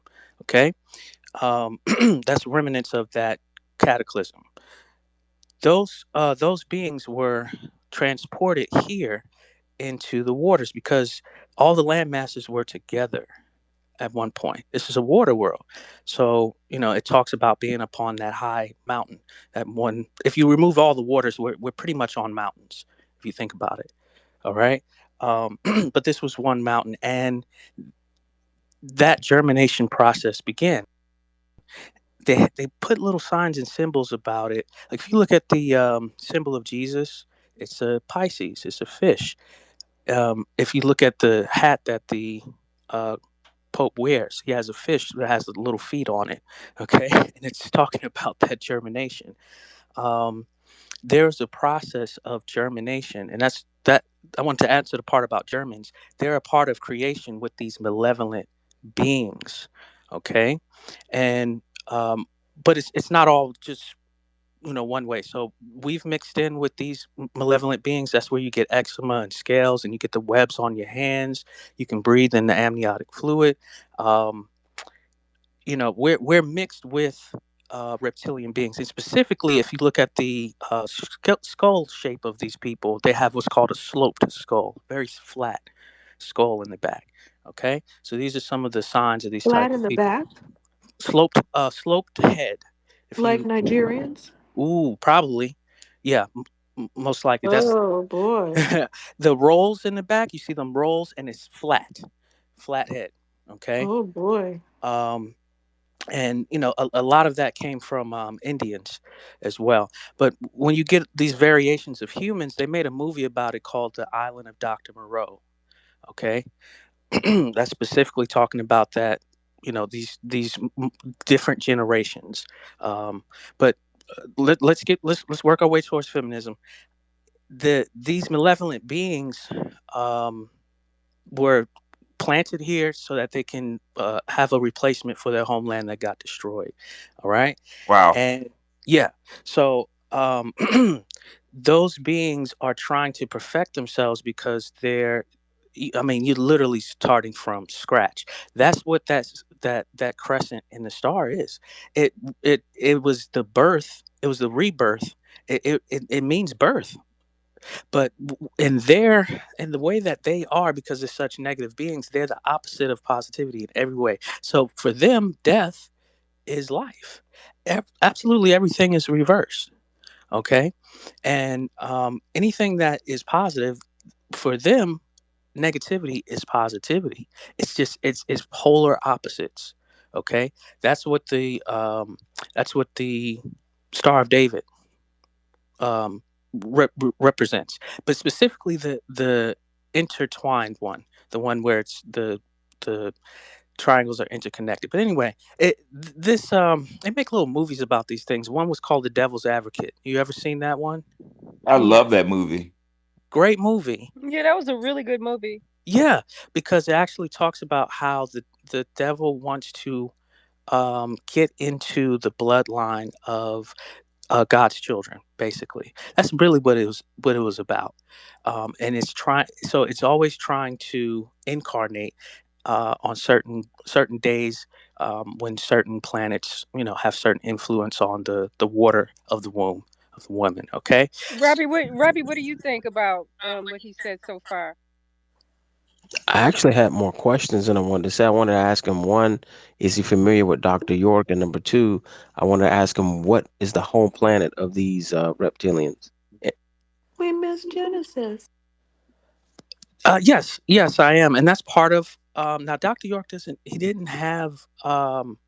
He was able to go into all of the different sacred schools. Okay, he didn't have all the information. He was taught. He had mentors, and he always talked about his mentors. Okay, so it does. All of that information didn't originate from him, but that's part of where I got that information from that I'm mentioning. But as I'm getting older, I'm realizing that I'm glad that I didn't have to join those organizations to learn that knowledge. I'm so glad because of some of the things they put you through to learn that knowledge, and some of what I know a little bit further um, as it relates to it. So I'm glad I didn't have to go through all the all the trials and tribulations to learn some of that information. But okay, so as it relates to these beings, again, they're all reptilian. Again, all right, they're all reptilian, and the reptilian ones they don't have emotions like we do. They just have instinct, you know. So what happens in this planet here, it goes through this radiation field every 6,000 to 24,000 years, and that changes everything. Everything But flips. real quick though, could you answer my question? Like, where is their home planet, their Oh, origin? my bad. Yeah. It was called Meldeck, or I can't do it. I can't do it. Can I please, please? Yes, Yeah, Genesis. go ahead, Janice. Thank you, Professor Amani. When I heard him say Jesus, and I can't do it. When he talked, brother, the reason that the fish is represented when people put it on the back of the car or whatever, whatever, whatever, is because they said that Jesus is a fisherman of men. So I hmm want to make that clear. okay, A fisherman of men okay. and their souls. Now, in terms of these reptilians and everything that you're talking about and so on and so forth, we need to go back. And I did just come in, so I will say that. But these reptilians and all of these beings and so on and so forth, hmm are you saying that they are the spawn of the Nephilim? Are we going from there? No, I haven't mentioned anything about Nephilim. Nephilim? No, Okay. no, All right. no, Do, no, do you nothing about believe it? six fingers and Do you believe tall in the beings. Nephilim? Do you believe in I the don't know. I can't say. This stuff that is passed has been passed down for all this time. I'm finding But can we have a correlations. dialogue? Can we have a dialogue and not just, monologue and Of monologue? course, I'm of asking. course. I'm glad Yeah, to. yeah. Okay. Absolutely. Yeah. No. No. No. I'm not. So I'm not above being questioned. So no, I don't have a problem with what you just said as it relates to Jesus. I'm just relaying what I've been taught all of my life, and when I speak to other people that are in secret societies, they're able to we're open doing up the to me. monologue. They're able to open up to me, and the information's the same. We're doing the monologue though. So when we talk about secret societies, right? Every time we go to the top of those secret societies, they get their information from the god of this air. You know who the god of this air is? You tell me. I'm asking Lucifer? you. I'm just asking you. No, no, no. You tell me. I'm asking you, my guy. I will tell you if you don't know, but I'm asking you. Well, as far as I understand, the devil and his angels were cast into earth. Do you know who the Okay, god of this air so is? that would What's be going the on? devil. Is it I'm just asking a direct question. Do you I, know I who the just god of answered this your air is? question. Did you hear me? I heard something, slithering around, but I'm asking you directly, do you know who the Okay, god I'll of this say it again. air is? The Go the, ahead. the God of this earth and era is the devil.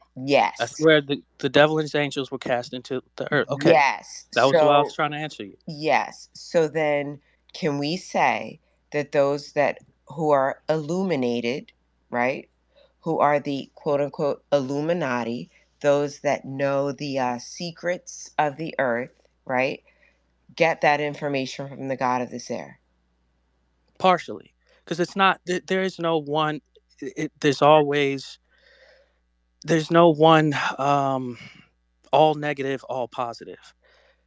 There's a All I said balance was the in god there. of this air. I didn't say negative or positive. I just said, do you believe that they get their information from the god of this air? Partially, that's I'm And where answering did you. they get the rest of their information from? Okay, so you came in a little late. I The did, but I'm Okay, asking you. I am, and I'm trying to respond to you. So we're having a dialogue, but you got to let me respond.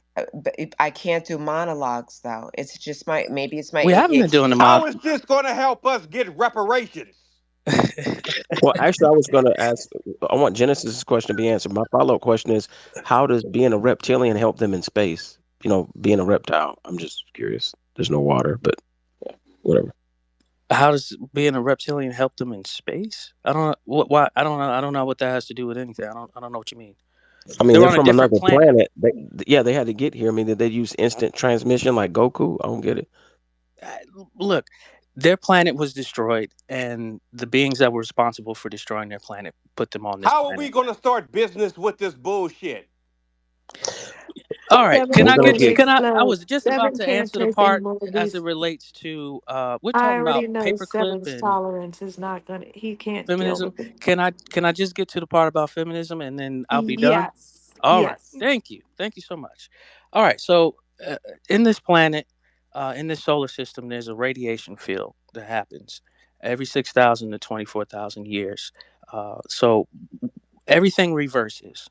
Now, if you've seen it recently, you notice a lot of animals and insects. They were going in circles. All right, and that's a sign of that reversal period happening. Okay, I mean, heck, they even call it Great Reset.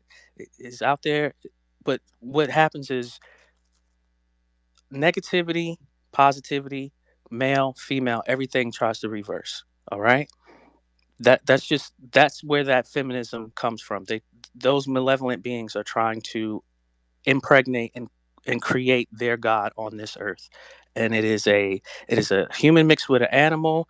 It is a male that's female. It's everything is reverse. That's all that is. Does this have anything to do with the Anunnaki destroying their planet and that being the reset? Like basically, like the Why do we scenario. like the Anunnaki so much? They are so funny looking. Yo, yo, y'all can hear me? I Can know I, they're can I, can involved somewhere. can I participate in the Are you conversation? going to tell us about the Anunnaki? Actually, it was And something that Mr. Never and the mind. impregnation. Oh, That okay. part. I Yeah, I'd want to like to hear about engage in that. that Men's comment. point you made about feminism, but Yeah, other I people wanted talking as to. There was well. something that he said earlier, and it's eating me because we're going so far from it. Okay. And also there was an answer. There was an answer to the pyramid, the top of the pyramid. Mm-hmm. So first, I'll just say this: the top of a pyramid of secret organization is another pyramid of a secret organization, Mm-hmm. and throughout this, if we want to call these pyramids of on top of each pyramid as a totem pole, the top of that would be God. You know, what I'm saying the most secret, the most secret and stuff. You know, because we nobody knows how to achieve that level of actually being God, which is like all knowing or all seeing, and Absolute so truth. but then I also want to correct something about the devil. The devil is one entity. So when you said like the devils they cast it out of heaven and shit, the fallen angels those are demons. The only devil was Lucifer, which is the leader of the demons or evil spirits.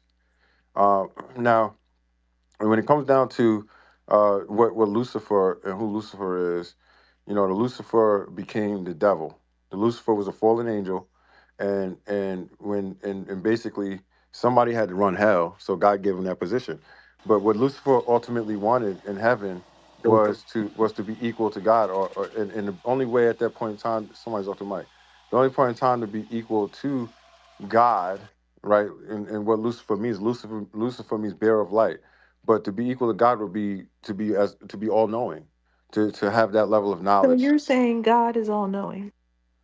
God is all, yes, Are you the sure? master architect. God is all knowing, the master You architect. positive? Yes, yes. And Was God in the Garden of Eden? was he in it? God, Was that God, God? God God, was the Garden of Eden. God was everything. God is everything. How God come is he didn't know what was even going on in there twice? even the fallen angels. That's of God. Everything Why came didn't he from know what was happening with Adam and Eve or Cain and Abel if he was all knowing and all seeing? because he You does sure that because was God I'm or a answering your lower question Is God? my mic fixed? Sorry. because all knowing, all seeing doesn't necessarily mean that you are outside and you're the Here we observer. go. Listen, it doesn't mean that I'm answering your question. It doesn't mean that you're external or the observer. All knowing means that you are everything. You and being everything means that you in a place that time is not it doesn't exist. Like God doesn't Oh exist wow, how did within we get time. here? I don't God. know. I was still talking about some other stuff that wasn't related to God. Well, okay. Well, then Hey, fine. Dim, I won't Dim, continue to feed y'all. You know what I'm saying? I understand. Dim. Could I ask All you a right. The So, thing question? So, so is, What just because they God is all say. knowing I doesn't got mean y'all. to make the with all decision that fairness you in this think he space, should. with all fairness in this space, there was someone who didn't get to finish talking about what planet they were talking about. Robbie Yes. had a question for them. Robbie, you had a Well, question for well, Nikki, someone? I want to say something to you real quick. I want to Go ahead. apologize for what happened. And I actually enjoyed you in my space earlier, and I didn't Oh, know that's what. sweet. Yeah, I didn't know where any of that came from. I actually want to initially first say that because I don't really see you in my spaces, but it was great to have you and stuff. And I hope that anything that happened or transpired, you didn't take it. I Stop didn't And take it flirting. as you did anything. I, yeah, Yeah, I didn't take it as you did. He's not yeah. flirting. You weren't in the other space. That's not what I'm happened. only There was an issue. Nikki. I'm only Okay. kidding. Just All kidding. right. Yeah, so I just wanted to just get that out, man, because I don't know, I don't see you often enough to even say it, so I had to say it, when I ran to you again, which I knew was going to be here at some point, and I'll let whoever got to go. Okay, so thank you, Men's. I appreciate that. Robbie was asking Mr. Freedom a question, and then we're gonna let I think it was Seventh Ward or go after that, and then Uncle Elroy. I'm good. Now, basically, what I was alluding to, without derailing the space too much, is it seemed like his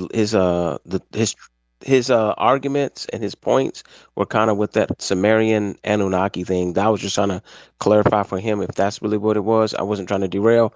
And then to Dim's point, all I was going to say is about free will. With God being all knowing, it's kind of like your girl knowing that you lied about going to Walmart and she knew you went to your side chick's house, but she just doesn't kill you. So she gives you the free will to think that you're, in other words, you have freedom of choice, but it doesn't mean that she's ignorant to the fact that you did something different. I guess that's all I was gonna say. So Damn, that's a good way of putting it. they were all set up, huh? That is a great Nah, way of putting it. it ain't a setup if I choose to smash. I'm just guilty. Don't Is eat this off of is this that Rob tree. Here's the tree. Robbie Blue? Is that you? Yeah, it's Yeah, that Robbie. was me. Okay, people been telling me our voices are similar. Oh yeah, that's Okay, funny. okay, that's why. Because when you Really? Y'all started think so? talking, I was Oh, like, hold it, am I talking? Because it has a delay kinda, sometimes. kinda. It's a similarity, but they're not identical. Okay, let me give this last part, and it won't be a lecture. Very quickly, again with this crescent and star symbol that you see, it's also they also see it as Fatima standing on the crescent moon. All right, if you go look that up, Fatima standing on the crescent moon, with the compass in the square, it also represents coming outside of that box, quote unquote box, which is the vagina. All right, that is the vortex. That is where all life comes from, and these beings that are here on this earth are trying to perfect themselves to through the black woman's womb. All right, it's just plain and simple. Interesting. If me and him sound the same, just know I'm not a reptilian. And yeah, that's it. I am a reptilian. I like them. Reptilian No, li- I'm an Anunnaki reptilian now. lives matter. I'm an Um, Anunnaki now. I'm moving on. Started cold blooded. But well, they kind of have reptilian tendencies, don't they? The Anunnaki. what's fascinating, if you look back at history, I noticed in my ancient world history lecture, is when you're looking at the original story of Christ, the Memphite theology we were talking about, Heru, and the first virgin birth. After that period of quote unquote Egypt, you have the Babylonian period, the Mesopotamian period, and their religious story is quite different. Their story is the winged ones fell and descended to earth and offered them information. So, in long story short, before I go down a long diatribe, to me and some of my students, it did sound like the story of Lucifer being cast out of heaven, which is Hmm. interesting. So I always Your wonder what's. story does sound similar. Hmm. A lot of stories sound like, these winged beings came down and did this, that, and the other thing, usually giving information. So I wanted to discuss a couple more ideologies from that same thing. A lot of intellectuals are going around endorsing education on puberty blockers, mastectomies, genital surgeries, masturbation, and trying to push pedophilia as a sexual preference called minor attractive persons. That's the same group. Madness. Also, this woman named Michelle T, whose real name is Tomasak, Polish Ashkenazi, she founded Drag Queen Story Hour and has been very successful in pushing that all around the country in everybody's classroom. Um, Same Are you background. sure it's a she, or are you sure it's a she? I don't know. It could be anything, but it is a Polish Ashkenazi. Um, and then also, these same things with the men and women's sports, restrooms, locker rooms, prisons, and contests, same group, same ideology. They're using that ideology to push those things. I just wanted to say, and that shows you my contention that there are four waves of German domination. First, with the German tribes that toppled the Roman Empire. Then they formed those monarchies. They're all Germanic families on everyone from Spain with the Habsburgs all the way to Sweden. Then they tried to take over the world again as German um, Aryans uh, with being Nazis. They tried to take over the whole world as if they weren't already in charge of the world. And you already have taken over the world twice. How many times are you going to do this? And their fourth wave of taking over the world is to do it mentally. So they've all drugged their butts over here and are now participating in these social experiments, which we all have to deal with and fend off. The Preach. sexism, a sexologist, Freudian ideologies which have manifested in everything from, like Dr. we Ruth? already discussed, feminism and everything else. And so that's where we are now. They're using these mental games to destroy, when before they were doing physical destruction on us, and now they've accelerated. They can't take us over again. How are Germanic people going to get us again? They've already colonized everything, and they've already lost when they try to be Aryans and colonize. So this is the only way that they can do it, because they can't recolonize what they have already colonized. So this is what we're up against now, and we have to fight that just like we fought World War II. We're in a very desperate time, Wani, because this is their last. They've tried, like Tom Wolfe said, they've tried A, they tried B, they tried C.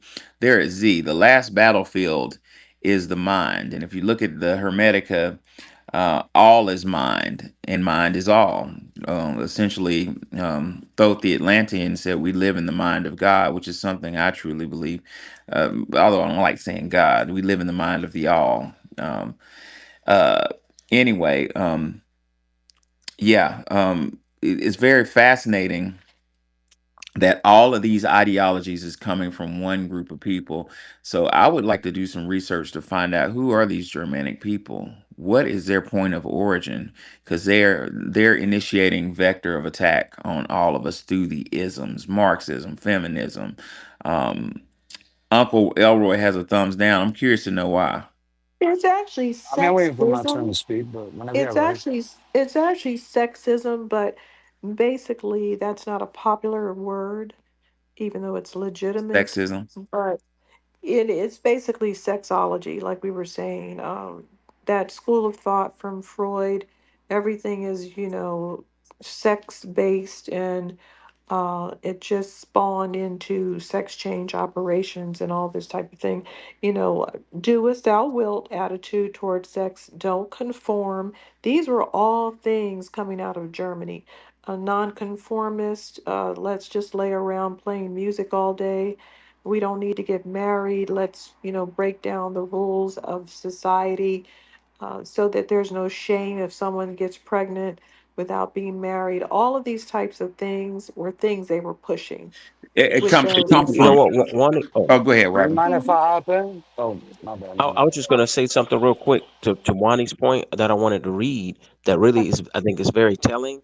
When they come Yes. talking about the Vandals, remember like vandalism, right? Yeah. They had the Vandals, the Visigoths, all of these guys basically when Western Rome fell, it became like a despot. So it was kind of like Mad Max. You know how they make all these movies talking about the rule of law and anarchy, like I'm thinking of art. So in a way, they basically came in and disrupted order so that they could kind of rule with the iron fist. And that's why I always say, I said, all of these laws that are written, because English, quote unquote, is a Germanic language. So basically German just dominated after, the Roman rule fell. So the way I look at it is like they try to suppress that primitive caveman nature within themselves with all of these laws. It's all about policing themselves.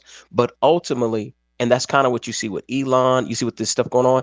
In a way, people kind of like to try to have order ab chaos. They want order out of chaos because you can rule better as a despot. You can rule better as a warlord. You can rule better as a dictator. But the only difference is it's not refined. At least the Romans kind of had a system, but it was built on hypocrisy. These people came in, you know what I mean, and they used all vectors of attack. They used brute force. They used maybe that's why they're still paranoid to this point about not so much invasions, but what do we call it, migration, because they can look into their own history and see like that was kind of like colonialism in a sense. But then again, the Romans kind of had it coming because they did, smack their Germans around for a while and call them savages. So I land my plane. Vandalism, think about You're it. right. They called them barbarians. Barbarians at the gate.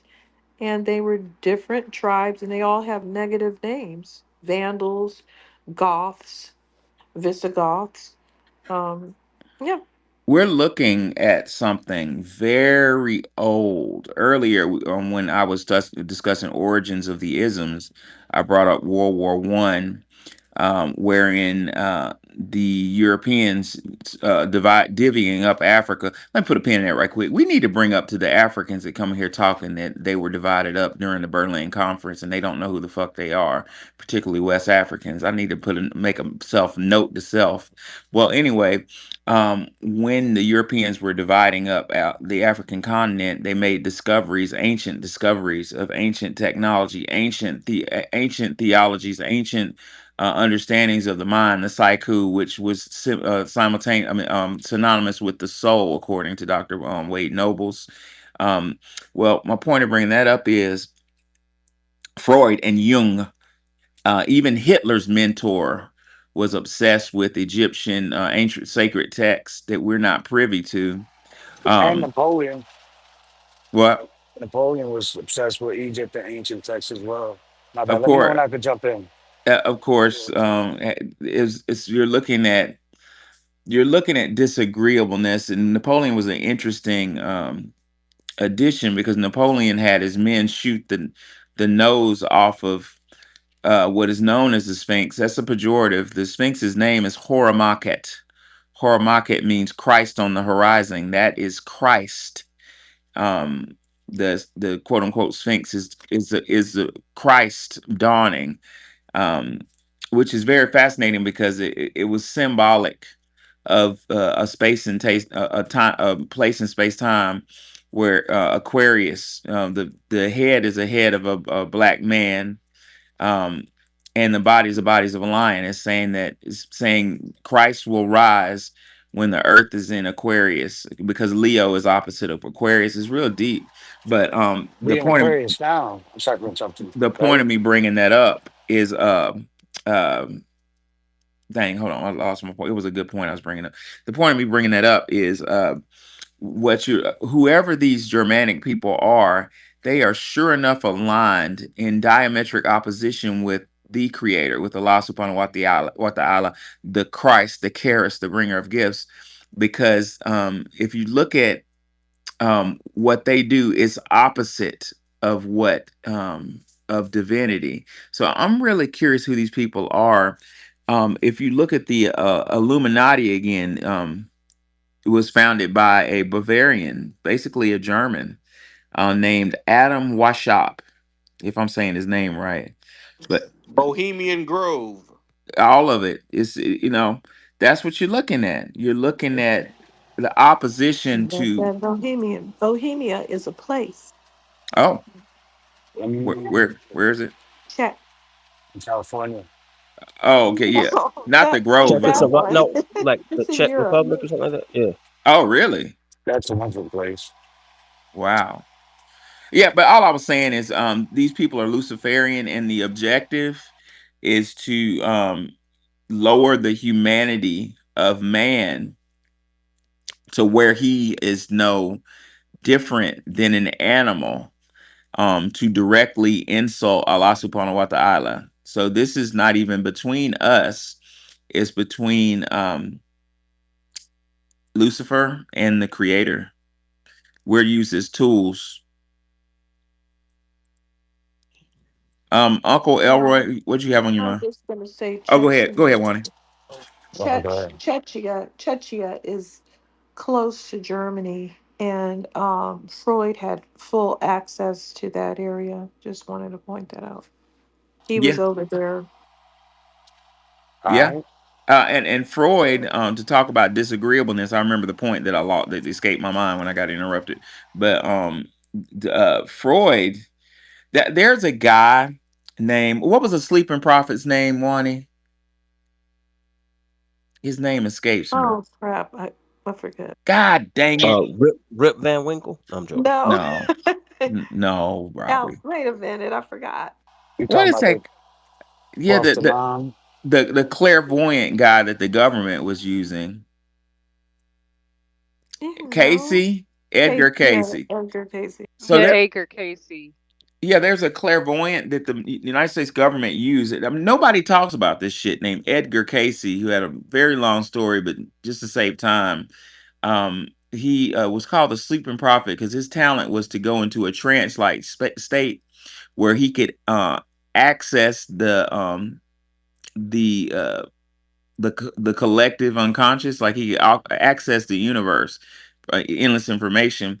Well, he would do that, and people start hearing about, well, he can find answers and they don't know how. So people with cancers and rare diseases would go see him, and he would tell them to eat this herb, to do this, and they would become cured. So his name got spread around into the government. U.S. government got interested. It's Edgar Casey. Well, check this shit out. You remember how I was telling you that the Germans were digging up in the Sahara? Sahara means desert, by the way. So you're not supposed to say Sahara desert, like Dr. John Henry Clark said, saying Sahara desert, like saying blue sky, blue sky. But I digress. They went digging around and finding ancient texts in what is known as Egypt. Well, check this shit out. The word of Edgar Casey's ability to access the collective unconscious got back to Germany, and Sigmund Freud got a fucking plane to Virginia, sat him on the couch, put him in his trance-like state, and asked him one question. Sigmund Freud said, "What happened to Atlantis?"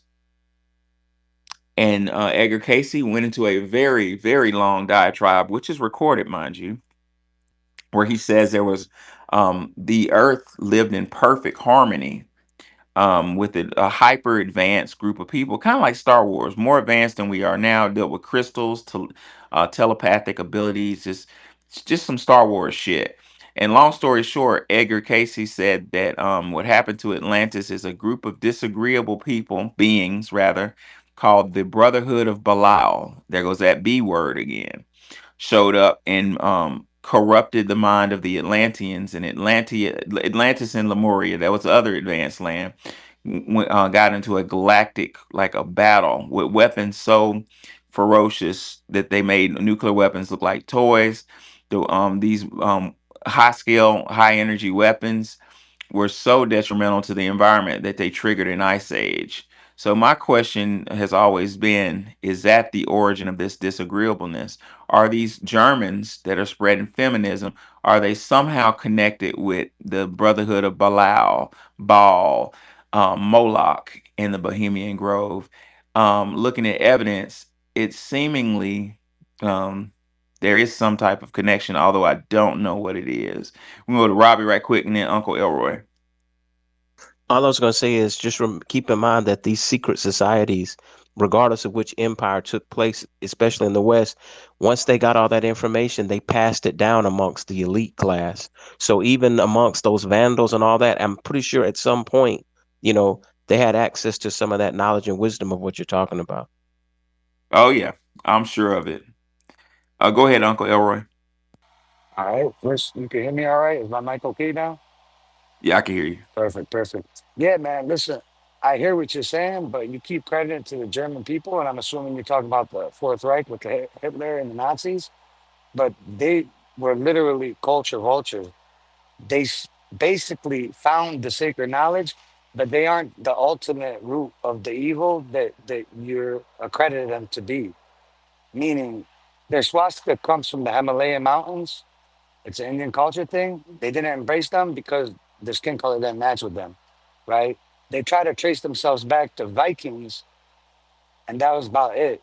Like the whole Aryan movement was built on an ancient, advanced civilization, but they could never prove it. Anything that was even close to it, Aryans means India. right? Exactly, and that's why they Well, said Well, I'm they towards not said the it meant end, Nordic. I'm right, They not a said it meant Nordic, but it did not mean Nordic. They're not smart. yeah, they're right, not at all. I'm not attributing it to them. I know right. obviously it comes from a lot older. Actually, we've traced it to um a Kemetic culture. Bobby Hemmett used Right. to say that a lot. Bobby Hemmett said that this origin of white supremacy. Bobby Hemmett said he often wondered if there was a society of jet black people somewhere in Africa controlling white supremacy. So I'm not giving them credit like that. But what I am saying You know, is that this lineage of Germanic people are mhm. running the fucking world, and I want to know why. I I wanted to ask disagree. him what was he saying we were crediting You're saying they run in Germanic the people. world, and they simply not. What they did during World War No, I didn't. II, Hold on. Hold I on, didn't. Uncle Elroy. What were you saying, Wani? No, I said there are four waves of them taking over. Right. Are you disagreeing that they toppled the Roman Empire? yeah, because the Mongolians toppled the Roman Empire, and the Roman Oh, Empire never still mind. exists today as the Catholic No, Church. Does it not? You don't no. agree? The Mongolian Empire came hundreds of years later. Right. Yeah, don't Hundreds bluff of us. years later. Oh, hold on one second. Let me just understand you guys straight. You're saying, Yeah, that's why you got to kind of look this stuff up while you're talking because I'm sure. sometimes the years are off. The I'm Mongolian Empire reached its peak in the 13th century. There you go. okay. And when was the German Empire? What German Empire are you referring to? That peak before that, that conquered Huh? Rome? Are you saying? I They weren't an don't think empire. we've ever said that. They were You not said an the Germans empire. toppled the Roman Empire. People of We're German saying that they lineage. That was the contributed to the Germanic collapse. Germanics. tribes. They Germanic contribute. tribes. Yeah. Right. So, okay, I'll look that up. I'm not that familiar with that. But from what I understand, just basically looking, Who knocked over I'm sorry, Western Rome? Western Rome, like Who ancient toppled Roman Rome? Empire, I was under, Greco-Roman times. right, I was under Who the did it? impression that Genghis Khan, Mongolian No, he Empire, did. No, No, conquered No. he was Rome. not no, that's around wrong. at the time. What year are you That's referring to? 476 AD. 476. And Okay, that was so only the Western Empire. The Right, that's the Eastern West. Empire was around for 1,000 years longer, well, and it wasn't toppled until the fall of Constantinople. Right. Hmm. right. So I'll defer to you guys on this. You seem That to know doesn't more have than me. anything to do with Mongols.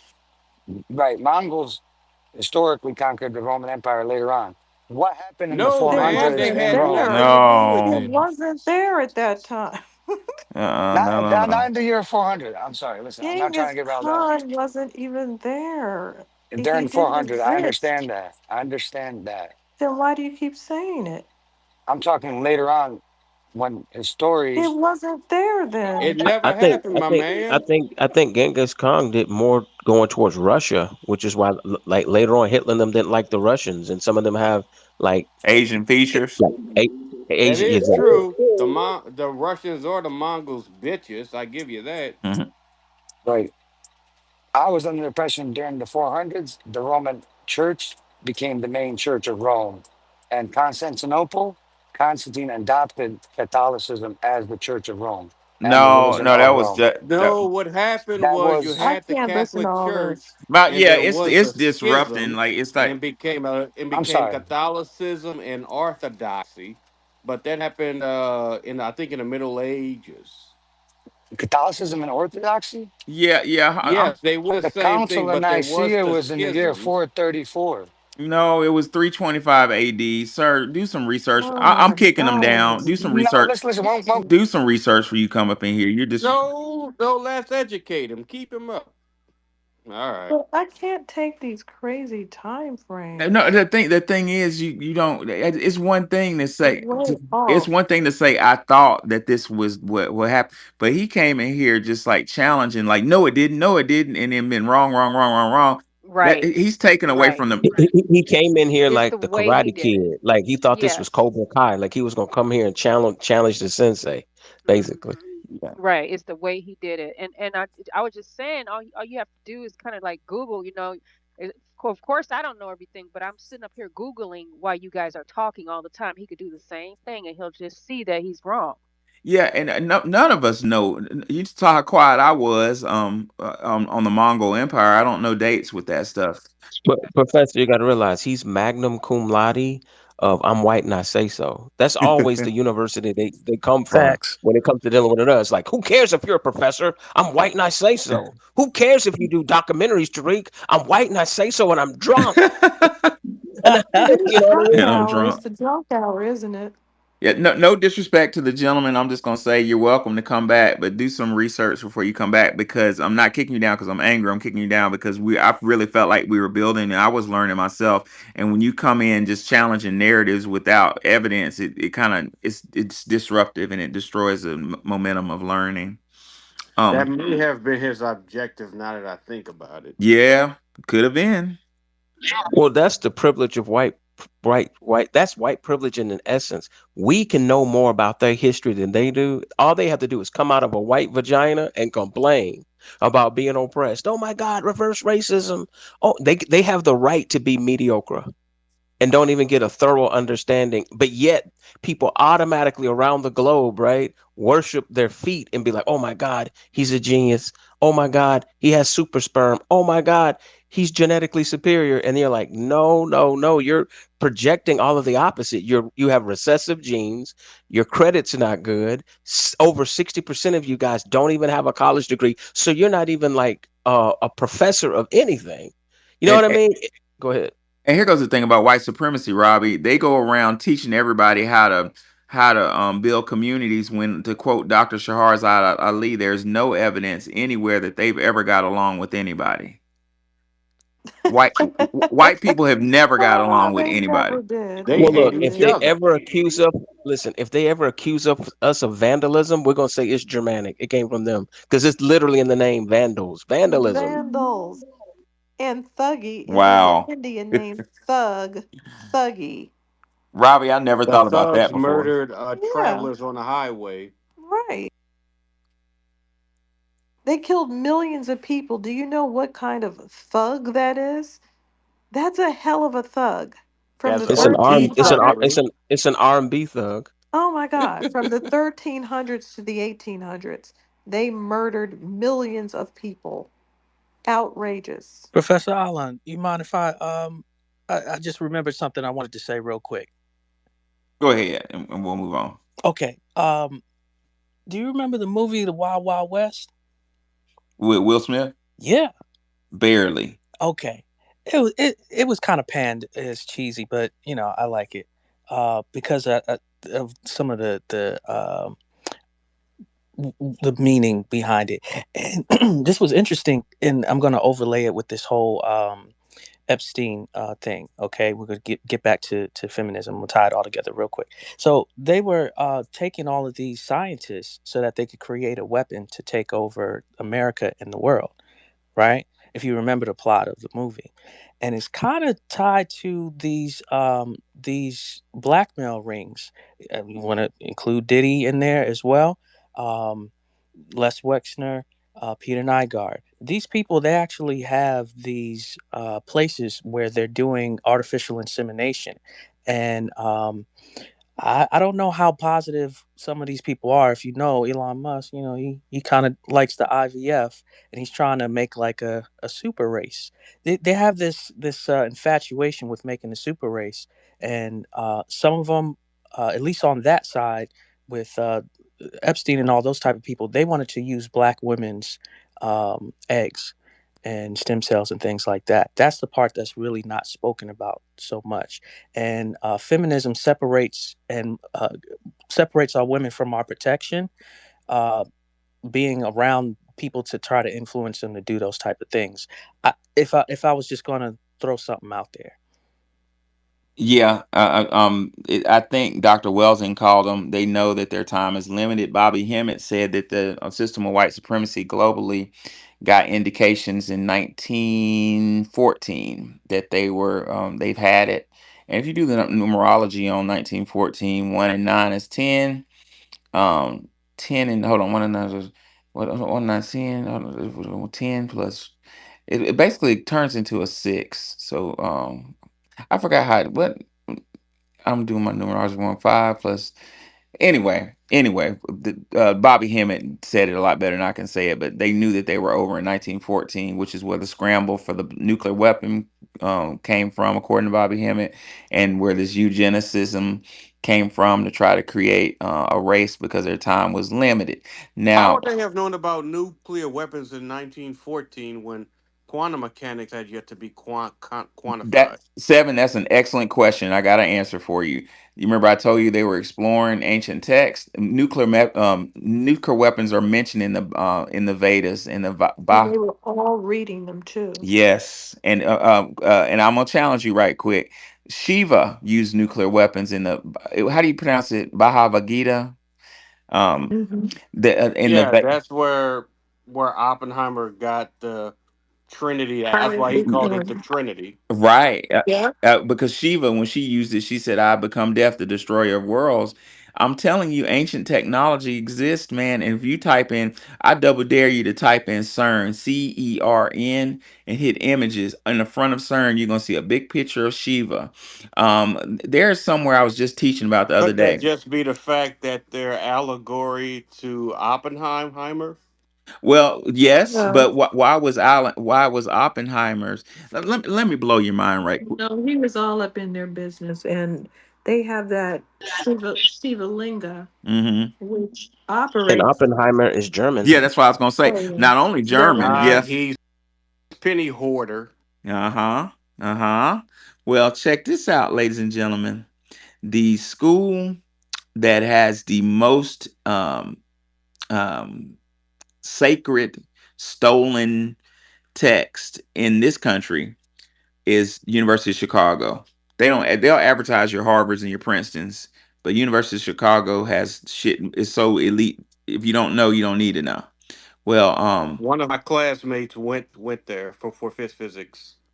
so you already know the nuclear weapon was developed there and it was called the Manhattan Project to throw everybody off because it's University of Chicago. Hint, hint, The hint. first nuclear fission reaction happened there. Okay. Well, yeah, well, I was saying the Manhattan Project happened in Chicago. I shouldn't have said it. University of Chicago. Well, anyway, my point of bringing that up is if you conceptualize that University of Chicago has a very in-depth um history department with sacred texts that nobody has access to. I remember when I was studying in the Ivy League, they wouldn't let they. I said this in Spaces a year ago or so. They have in certain schools they have sacred collections of ancient books that you have to get a permission from a congressman to go. That shit blew my mind. I paid tuition. I was like, I can't go in this library. Why? Well, anyway, University of Because Chicago has maybe the ancient. shit'll get stolen. That's possible, but I don't know. I don't know. Um, that's a possibility. Well, my point of bringing this up, bro, is University of Chicago has ancient text, and I often wondered if did some of that text outline the I forgot what they called it in the Vedas, but the nuclear weapon was called something. There's a place if you want evidence of this, look up Mohenjo-Daro. There's a place in Pakistan that where that weapon in the Vedas Hmm. was used. Mohenjo-Daro. That's it. Mohan, however she said what she just said.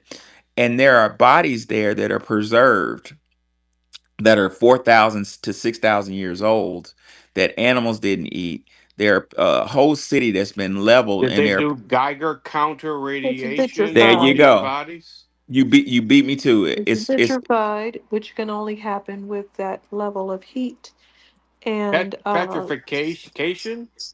That yeah, that look, I can petrify a sponge if I leave it you're out. always being a doubting Thomas. oh, she said vitrify, not petrify. Vitrify. Yeah, vitrified. Um, um, And I apologize. that's okay. well, seven. Good I know evening. you're a scientist. You're not going to explain your way out of this one. Look up Mohandaro. There's a city there right now that's kind of a museum, and there are families in this city holding hands. There's one, a man and a woman. You can tell she's a woman by her hips. They're holding hands like something happened instantaneously, almost as if they saw a bright flash and they held hands to brace for it. Could And it like, have been like the It's like people in Pompeii. Vesuvius who got hit with Yeah, a volcanic eruption? yeah. yeah, It's but like Pompeii. here goes the problem. The bodies are preserved, nothing ate their flesh, and the radioactivity of the area is well above background radiation. Could you DM me the With name of a this place? I want volcanic to do some research. explosion that, yeah, Yeah, like but it does. Yeah, it irradiate because it's coming from the core of the earth. So, yeah, whatever. I'm keeping it real. I'm gonna put it in the jumbotron, Robbie. Okay, what if a meteor hit the Earth at a high rate of speed? Would that have the same effect of a nuclear blast? Yeah, but it Yeah, wouldn't No, produce but radiation. it would, no. but we know the dinosaurs were taken out finally by a meteor because of the KT boundary. So yeah, we know that. They also described these symptoms of radiation poisoning when they were talking about this incident. People's, skin was peeling off and they were bleeding in certain ways. Will do that too. The meteor Yeah, a meteor will cause a conflagration. I believe that. So then it caused the nuclear winter, right? wouldn't it make a big dent in the ground though? That's true. A nuclear They don't explosion have will that. do that too if it's done underground. Do you know of a dent over there, Professor? I don't remember them being having a dent or a big dip. Hello? Oh, Are you I'm speaking about me, uploading. ma'am? No, I was just asking if anyone knew if they had a big crater.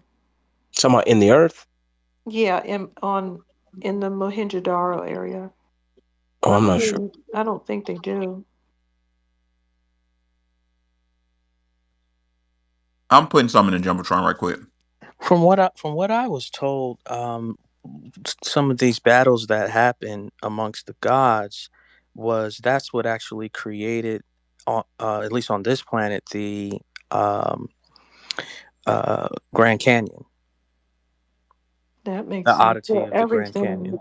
Yeah. We Mhm. can look at What I think, erosion rates and see where the Grand Canyon came from. what Oh I my think God, happened, Seven, you're messing up our what I stuff. think happened is a meteor hit the Earth, and when it hit the Earth, it caused a nuclear winter to happen. And what happened is all of the dinosaurs that survived, they ran up into caves, and then what happened is over time they evolved into white men, into not Oh, that into makes a lot of sense. Because they into have Neanderthal. pterodactyl Yeah, arms. But yes, they, and that's why they're great swimmers. So Mm-hmm. what happened is the Brontosaurus oh evolved Lord, into Barbie, a white woman. Oh, That's why they Lord. have no gag reflexes. See, it's a genetic. Oh, my It's a, God. it's Keep a, Is going, that keep why? going. Is that why? Deep throat, deep That's some throat. good shit you smoking, man. Send me some. Holy hell. the Anunnaki created meth. See, and that's never mind. I'm leaving it alone. That I'm makes just fucking. sense.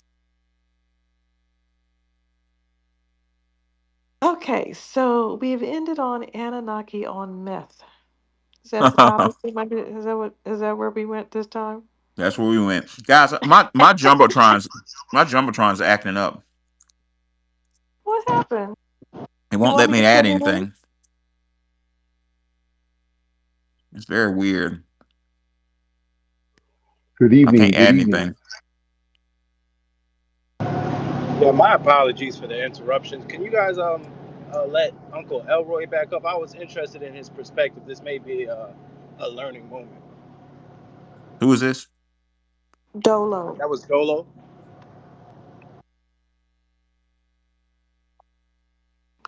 Elroy, did you want to continue telling us about the Mongols taking over Rome?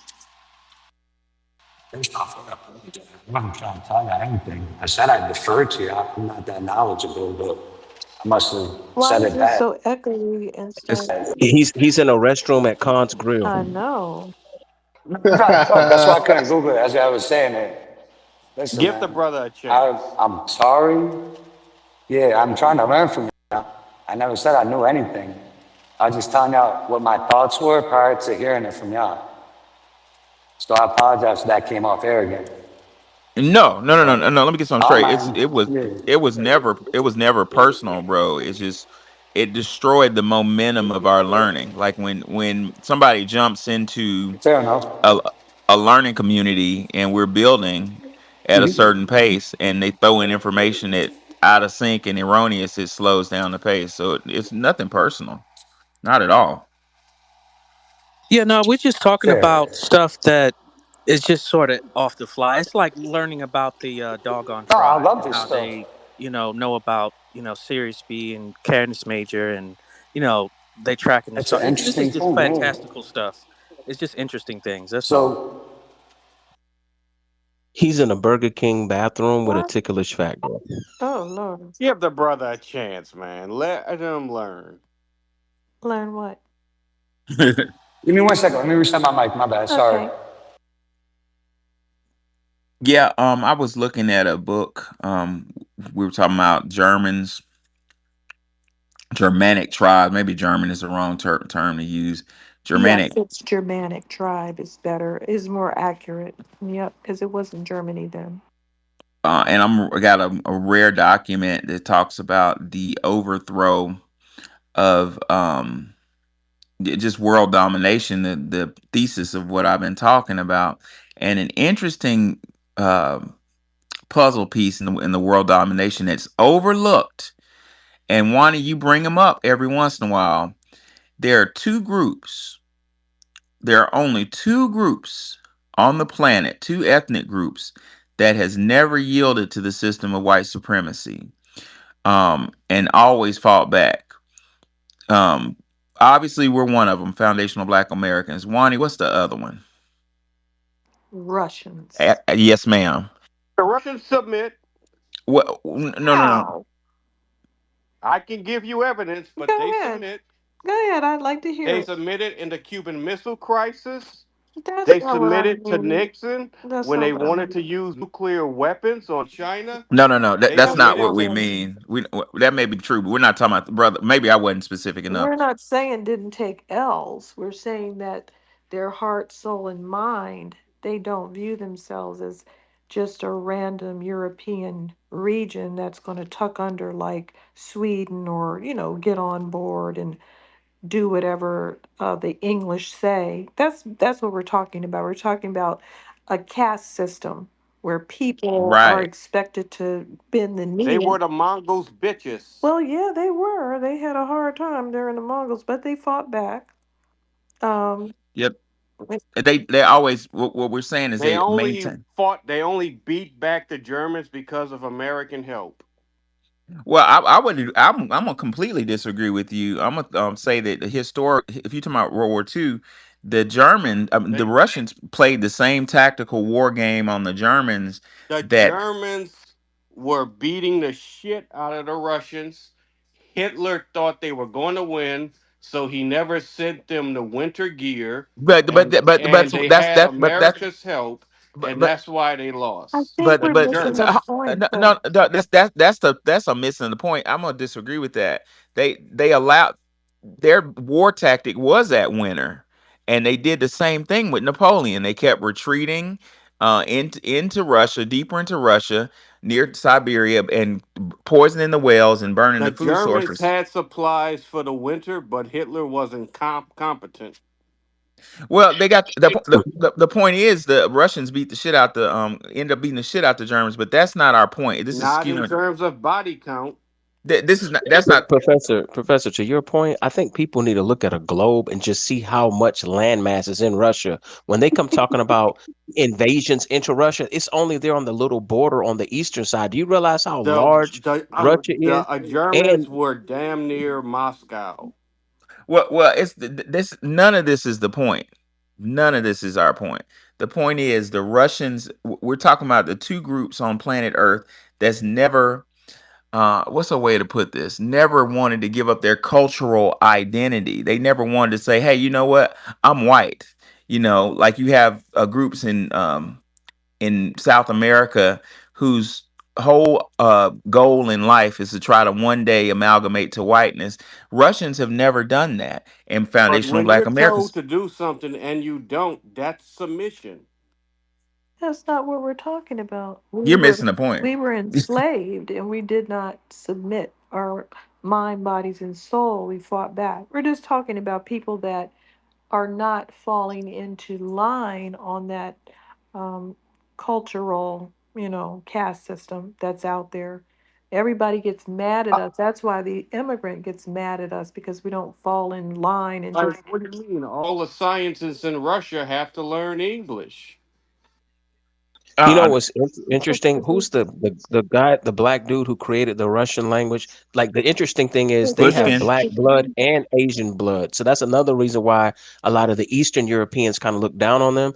And Mm, you'll notice that no, Western Europeans look down on them. And you have a lot more of those Eastern Europeans that are really, really tall. You know what I'm saying? Like even if they're white now, like they've washed white, mm. it's really amazing how some of them are like really, really tall. That's why they get a lot of them to come in the NBA.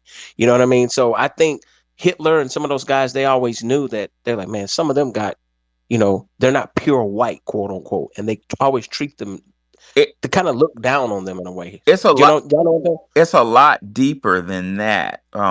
We're looking at an old, like I was saying earlier, we're looking at some old battle taking place. That's why I'm begging the question: Who are these Germanic tribes? Who are they really? Let me cut to the chase. Like I said earlier, only two groups have not submitted: the Russians and Foundational Black Americans, and that makes World War I even more critical because if you want to talk about secret societies, the objective of secret societies was to first get rid of Russia. According to Professor Griff, the First World War was to be fought so to enable the Illuminati to overthrow the powers of the czars in Russia and turn that country into a stronghold of atheistic communism. And They there you first have it. tried it in France and they succeeded. Then after they did it in France, then they went to Russia. And Russia is not special. It I is. don't think you like Russia, is Uh, what I'm um, sensing. I'm It's It sorry, is problematic. but your special. hostility toward Russia. can I please interject real It, quick? it's hold on one sec. Hold on. Good Hold evening. on. Hold on one second. Hold on. Russia is totally, and I usually don't disagree with Seven, but Russia is special because Russia had a very strong religious system. Russia had a very strong pride. So did Um, France. First, they tried it in France, and then after France was done, then the only other country like it was Russia. well, France was light work. Number one, French are Germanic Yeah, they're for the most part. Franks. They're Yeah. Frankists. So Professor, can I ask you a question? Did the Russians ever practice the same colonization? I know people can bring up no, Yes, Alaska, yes, they they did. well. not to the same degree. I don't Yes, think they so. Go did. ahead, They but go ahead. basically took over all of Siberia. Russia had nothing to do with the slave trade. Absolutely nothing. Only from a They being already a had slaves monarchy. from the eastern Only parts because of they were Asia. only because they were monarch, Tsar Nicholas. So anything in the monarchy is involved in colonization, but not before the monarchy. But here goes the point. We keep going into skew little side quest. What my students Right. quote. My let's say y'all He's on a side quest. Everything turns into a video game. My point is, the Russia had a very strong culture and a very strong conviction in Christianity and original Christianity, looking at the Black Madonna, the Charist, anyway, which is very fascinating. Well, this evil stronghold of people referred to as the Illuminati, they're the first uh, piece on the chessboard that had to go was Russia, and they replaced the Russian system of Christianity with Marxism. Remember what I told you about Karl Marx? That shit is satanic at its core. It's Luciferian, and we're the last piece before world domination can occur. I think we're looking at some type of spiritual war. Now, let me ask Seven, would you agree that Russia threatened to nuke us a million times? Yes. And would you agree that they ended up nuking themselves and looking dumb? Nuking, I don't know if there's any evidence of the Russians using nuclear weapons on themselves. What about Chernobyl. Chernobyl? Yeah. That was a nuclear accident. That wasn't an Well, they intentional. nuked themselves, didn't they? No, because a Yes, steam they bubble in a did. nuclear reactor is not the same thing Well, they as have a. some blue animals running around and their spider webs don't look right. Yeah, I believe they nuked nuclear themselves. radiation will damage DNA, Dude, this a red but a moon, the nuclear moon's still but red. a reactor accident is not the same thing as a fusion Okay. Is the fissile moon still induced. red right now? What's that? Is the moon still red? The moon? Yeah. The moon is. I Can you don't see see. it? No, because I've been drinking and I'm inside. Oh, because I feel like everybody's getting in fights, and it could be because we're werewolves. You silly. All Uh, right, so who's the head bitch then? Khalid, you had something to say earlier. Yeah, no, I was just going to invite the gentleman. Good evening, you guys, and thank you. I listen to you guys whenever I can. And so, yeah, I just wanted to say that I would invite the gentleman to look up someone named Gurdjieff and another scholar named Ospensky. They're both into the esoteric, occult, and metaphysical teachings, and they come out of that region, which would be considered Russia, but they also connected with a lot of the metaphysics from the Eastern European cultures, including the Turkish and other situations coming out of what would be considered Eurasia, as well as things that they learned from Kemet and other Kabbalistic teachings, including stuff that's connected with like quantum physics and things of like a whole other level as well. And then the other thing I want to talk about real quick is a book by Dr. Wayne Chandler called Ancient Future. I would definitely highly recommend that. He was very brilliant in that book in talking about things connecting with the Hermetics and the seven main principles coming from the Emerald Tablet and whatnot, but also in regards to uh, the feminine energy, the balance between the masculine and feminine, because he also would connect with the Orisha systems in the Tao Te Ching and how these different things connect culturally, and how Indo-Iranian cultures at one point took the balance out of spirituality and religion and made it more patriarchal and imbalanced. Um, but it's got a lot of great gems up in there. That so I just wanted to throw that in regards to the topics tonight. And then the other thing I wanted to throw in too is within the thought that he talks about when you deal with indigenous and Eastern and African and Asian uh, thinking, it's cyclical. So everything we're dealing with, even right now, is from a cyclical state of being, meaning everything happens in cycles. The Indo-European or certain aspects of their thinking is more linear, so they're stuck on one time frame or one timeline, where we're able to skip and go into reverse in circles and everything else because we understand that there's no beginning as been narrated and propagated to us for a long time now. Yeah, so that's another thing. Like one of the things that we're looking at right now is the difference between technology and spirituality, how they can merge together. You know, you have 5D, fifth density awareness or fifth dimensional level consciousness on one side, and you have 5G, which deals with the technocratic universe, dealing with AI and dealing with quantum computing and whatnot.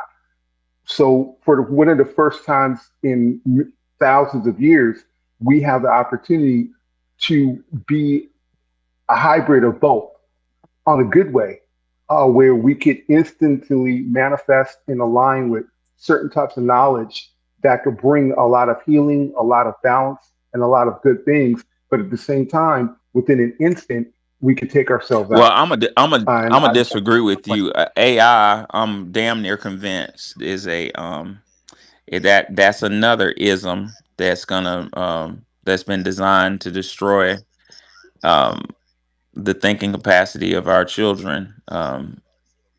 I disagree. It's a tool.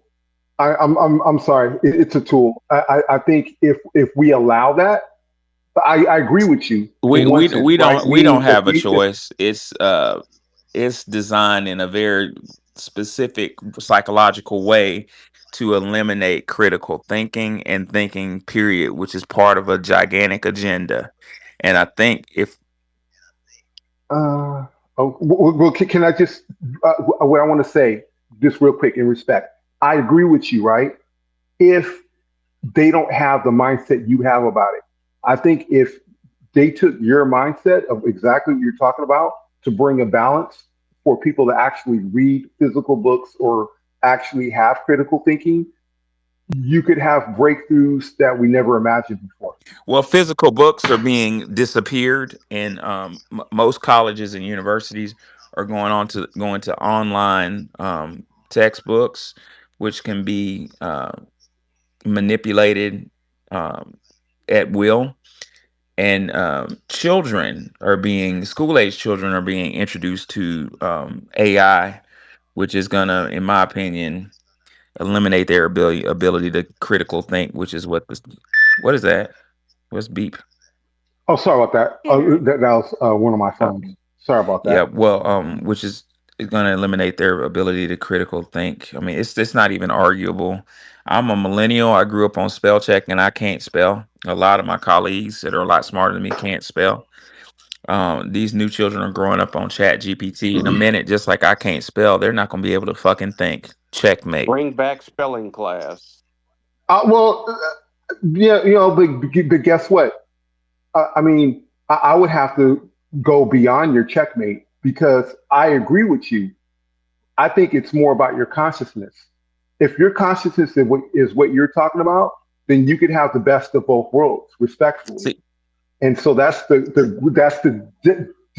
dissolving But of the it's technic. no it's no You know there's what I no mean? such thing as a little bit pregnant, and that ideology you're having of, oh, we can have the best of both worlds, is what is destroying the fucking world right now. A little bit Um, funny. No, it's not it's because people are it's stuck on. directly. I hate when you talk over me. It's directly relevant to the topic at hand, Operation Paperclip.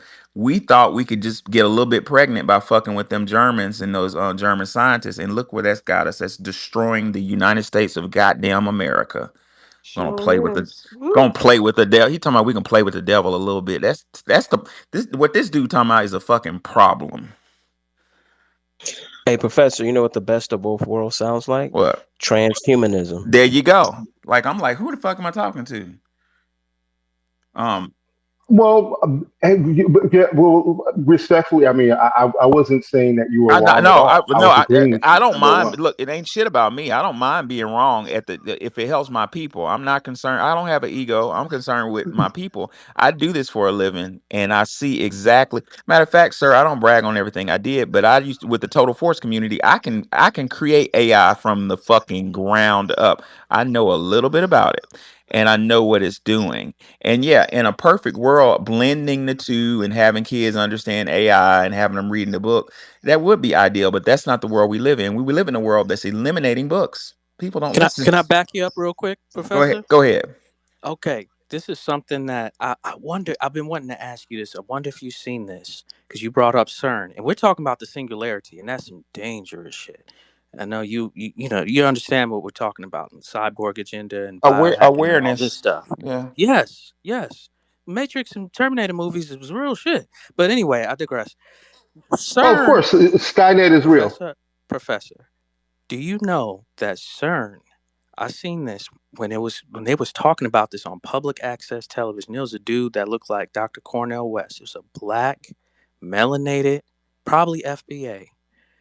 He was actually the primary lead scientist. From what I saw on public access TV about CERN, they were interviewing him about CERN. Please tell me you heard about this. No, I didn't. I didn't. I realized what he was talking about later, but it's a Send it to me. black man. I cannot find. I can't. Oh, I can't find the video. But it was on public access television. They did an interview with this guy, and he had that. You know, I guess he was doing the. You know, the Cornell West sort of. Um, he sort of had that, like, you know, who they try to say did all these inventions. What's the white guy? Um, I can't think of it, but they try to say he did all these patents and Tesla. inventions. But they, huh? Not Tesla. You know, he just lets his hair grow out. I can't think of it. I Einstein. didn't. Einstein. Yeah. See, I don't praise these people, so I don't keep them in my mind. He But had the Beethoven fro. Go ahead. exactly, exactly. It's probably trying to mimic a fro, but that was his Jew fro. But he looked like a Cornell West type, and they interviewed him, and he was talking about CERN. He was. It's a black man that's actually behind that, and the reason I brought it up is because we can do incredibly magical and amazing and phenomenal things, godlike even, and then we can do the most evil and devilish and destructive, devil-like things. And if we don't know, that's why the professor is saying what he's saying. You have to pick a side. You have to pick a side. You know, you and, got to and decide what to do. and you have to know, like, like there's a guy outside of my realm of understanding, a neuroscientist named Jack. God dang it, what's his last name? Jack. Oh Lord, I forget his last. I just said it earlier, but he's in his 70s, and anyway, he was talking about. When you want to talk about Operation Paperclip, this is the last point I wanted to bring up on the space. Actually, good timing. Um, Jack No. Cruz. That's Cruz. That's his last name. Jack Cruz. Well, Jack was talking about how during after so check this out, ladies and gentlemen. All these operations are tied in together, and they all go back to secret society. That's the best as I'm gonna tell you on a public in a public venue. All this shit's related. The CIA came from, well, no, I'm not gonna say. Let's just say a secret society at Yale University. That's the best I'm gonna go. But Operation uh, a small group of people inspired by Nazi German scientists wanted to figure out how they could control the mind. And somebody brought up mind control earlier. Maybe it's Wani, I forgot who said it.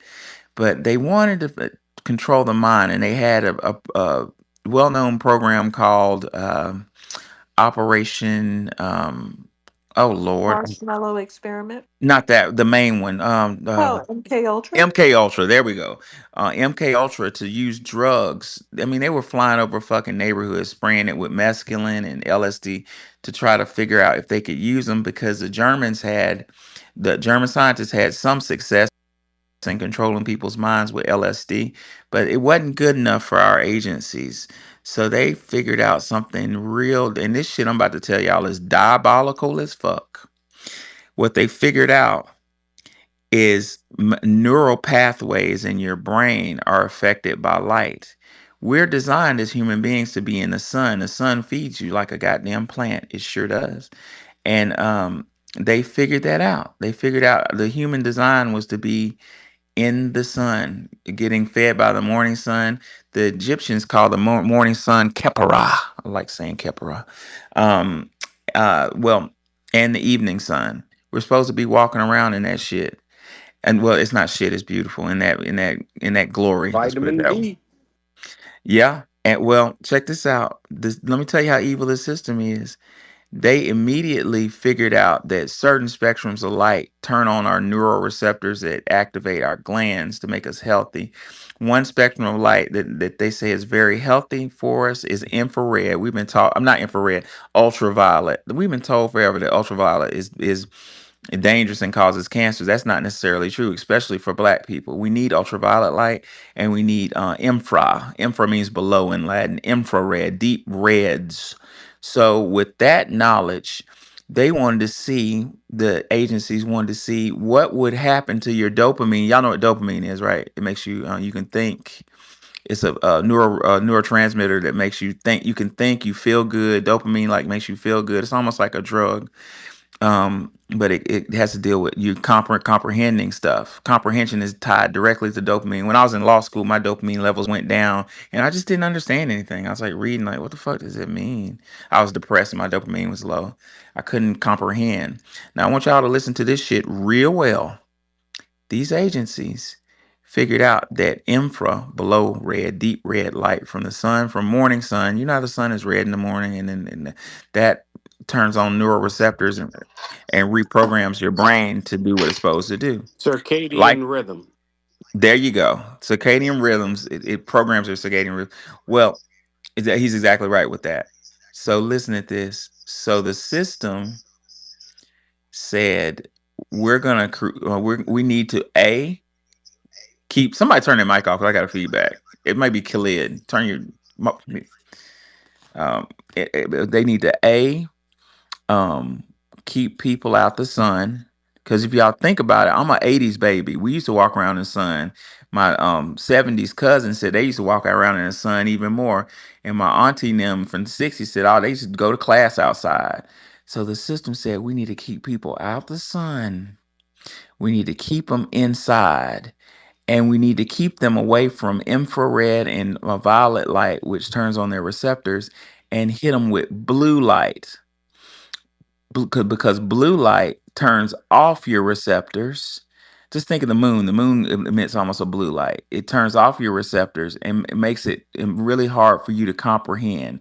It makes you That's a It joke. it disrupts the circadian rhythm. it dis What a he's a joke. he's exact. Who the fuck is this? Somebody needs to go. That's seven. Yeah, that's me. I'm out. This is a joke. Get the fuck off my stage. Yeah, Suck a fat one. Yeah, hey, leave. Who Go was away from that? somebody who's obsessed with black people.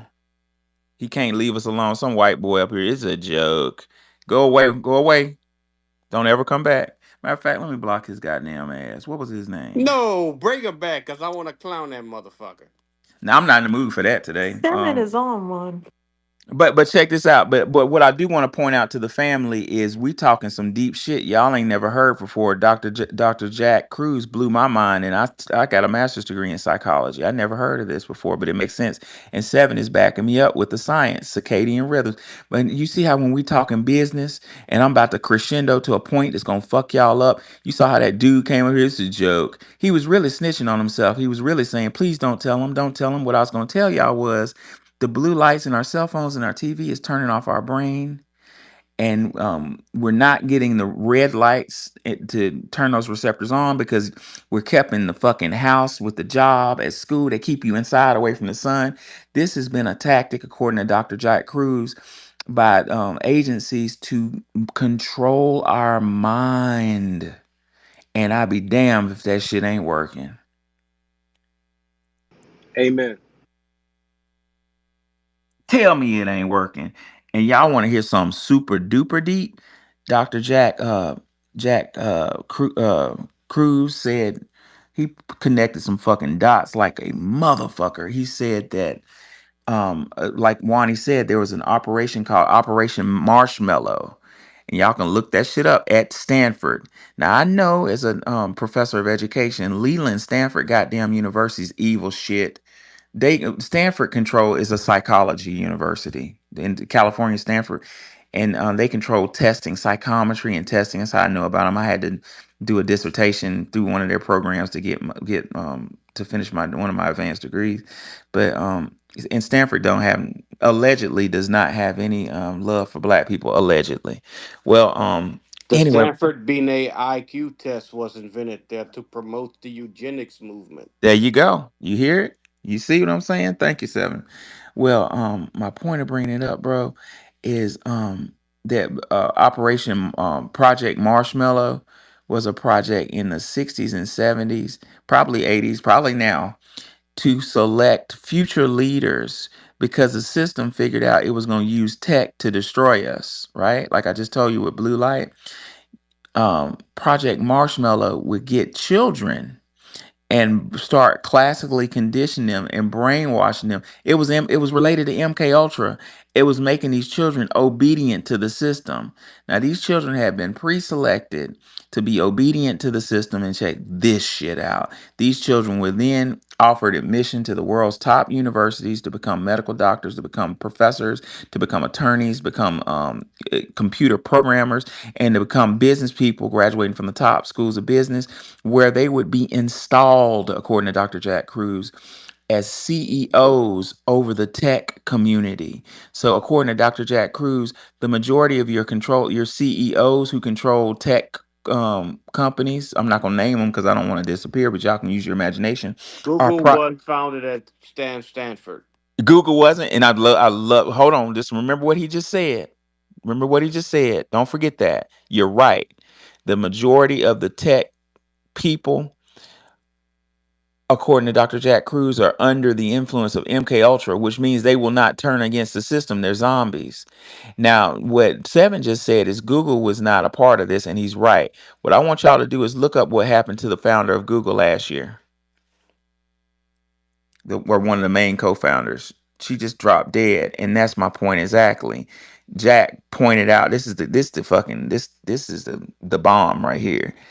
Jack pointed out that members of the tech community who's dissented, who said, "Oh, what the fuck," and just noticed the plan I just told you and tried to turn against it, even though they were billionaires, miraculously showed up dead somehow. Now, who? Somebody please answer this. Who founded Apple?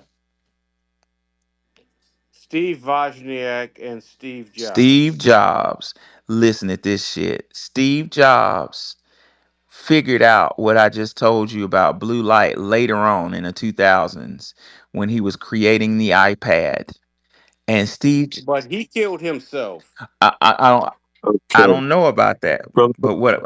brother He had Hold professor. on, pancreatic cancer. hold It on. was detected early. He could Oh yeah, have yeah, been yeah. treated. I see, And I see what you're saying. I agree with that. He should have went. And, yeah, I see what he's saying. But here goes the point. I see what you're saying, Seven. Yeah, he should have went to. He should have went to the proper specialist. I agree with that. But that's not my point. My point is, where did that cancer come from? And the reason being, in the 2000s, Steve, when he was creating the iPad was to be marketed to children. And Steve Jobs, according to Dr. Jack Cruz, found out about blue light, and how it turns you into a zombie. God, man, fucking Steve Cruz is a MD. He's a fucking neurosurgeon. He knows about this shit. He said blue light, intense blue light is linked to sexual deviation, like different lifestyles. And he said all this shit is coming from lack of dopamine. Well, anyway, Steve Jobs, this shit's wild. He says Steve Jobs found out about the study I just told you and said, "Oh my God." But it was too late. Steve Jobs had already put the marketing campaign for his iPad to children. And so Steve Jobs went into Apple and put an emergency failsafe, which was not advertised. It wasn't advertised on the box of Apple or in the manual, because if people read it, they would say, "Wait a minute, you put people on game." So he put it in there, like a failsafe in the iPad, that if the iPad detected a child, like by with facial recognition, it would immediately turn off the blue light and send up a red light filter. And Dr. Steve Cruz said that's when they took Steve Jobs out. This shit's Okay, deep. brother, What I'll brother tell you professor, is that people who brother work in professor, tech don't let their children use this stuff. Yeah, yeah. brother. Hey, What Mikhail, what's on, what's going on, Mikhail? How are you? Oh man, you I'm sound muffled. How's this? It's a little better. Yes. that's a Hey, lot Wanda. better. I'm Thank you. doing Hey, well, Nick. bro. What's going on? Brother, I'm just sitting on stage waiting for you to uh, bring it home. Steve Jobs didn't, and there you go, brother Khalid. How are you, sir? Brother Robbie, brother Arthur, and all of our beloveds. Steve Jobs did not create the iPod or the iPad. Steve Jobs stole the IP from Park Xerox. Are you familiar with that, brother? No, and if I said created, I didn't mean to. I don't know if he created it or not, but what I know is he put a failsafe in it to Okay. protect children. That's And the Okay. allegedly that's why Commodore he was taken out. 664. Okay. So Park Xerox, there was a gentleman there named Mark Weiser. Are you familiar with that name? No, I don't know much about tech history. Okay.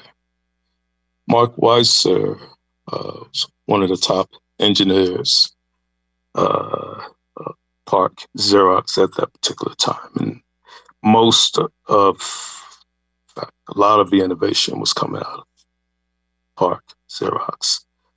Um, and the iPad, in fact, was a creation essentially of his and another gentleman named Nick Raponte at MIT.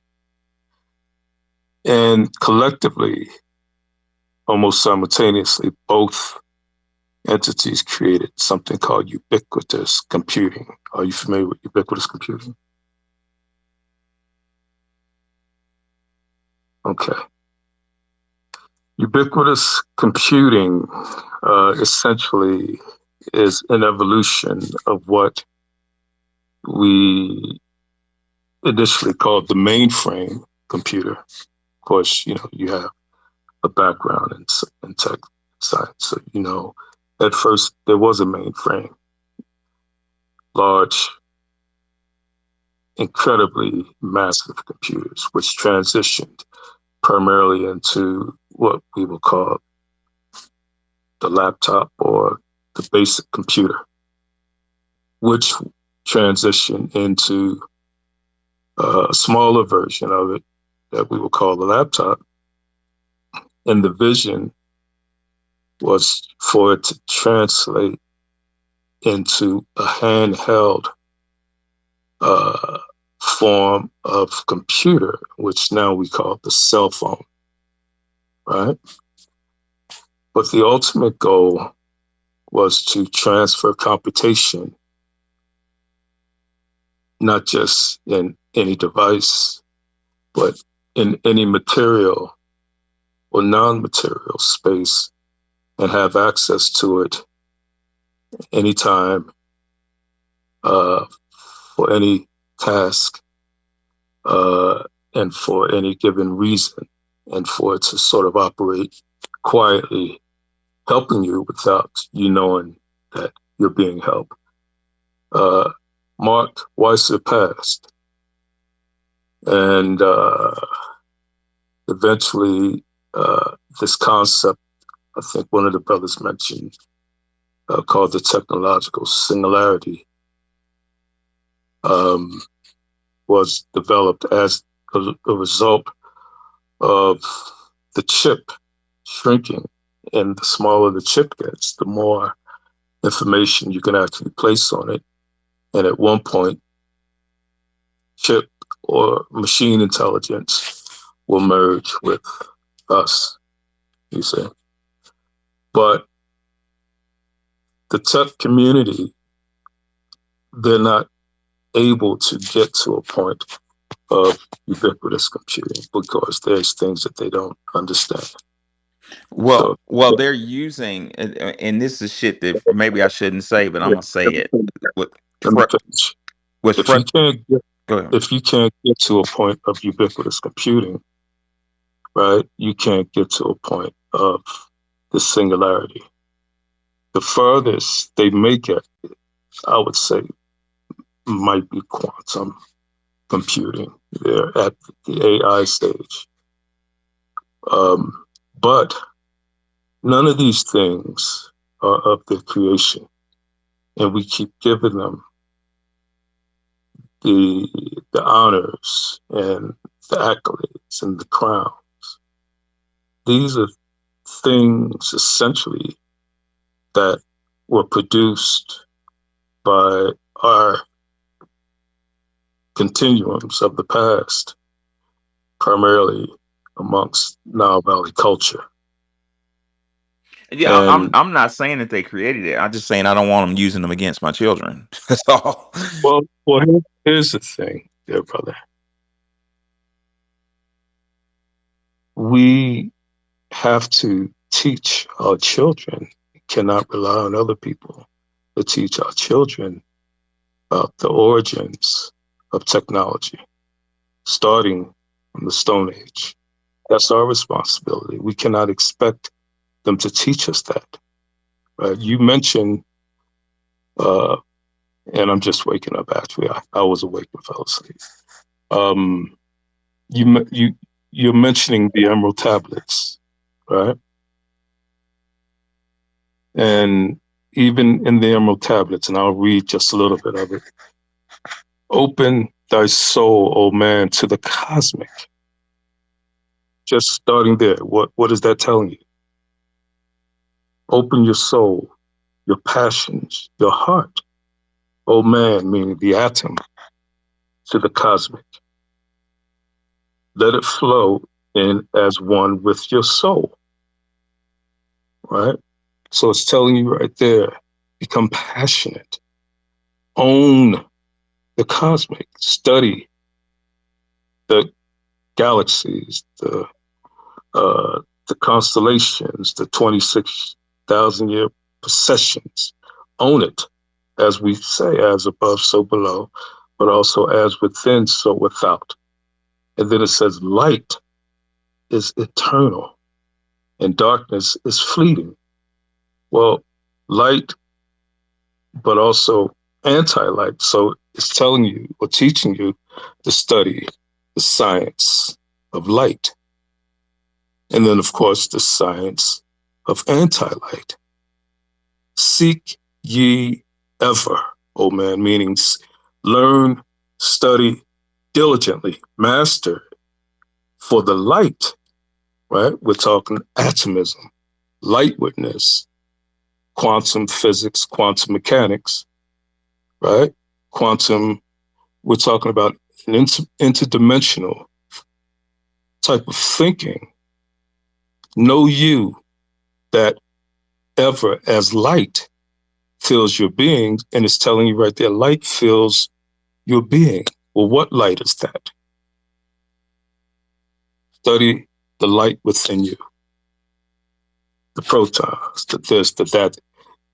The whites the people who you call whites, this is information that they took from other people. This thing you call blockchain, that's just the cushion tablets. You have to teach your children the origin, the source of everything. Everything has a source. And these people are the source of nothing. They're not even the source of nothingness. And as long as you know, look, as a result of me studying technology, but also the origin, the source of things, I think I'm 1,000 times smarter, you know. And either we're all going to be 1,000 times smarter, or we're going to be at the mercy of those who took enlightenment from us, or who took lightwardness from us and are now on a pathway of destruction, when initially it was meant for us to use it to continue down our path of enlightenment. So we have to become one with atomism. And we talked about atomism, which is the same as animism. And they told you that animism was a form of, what is this? Brother Khalid, help me out.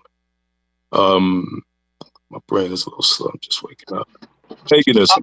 Paganism. Paganism. Yes. Right? And then they Yep. gave you Islam. They gave you Judaism.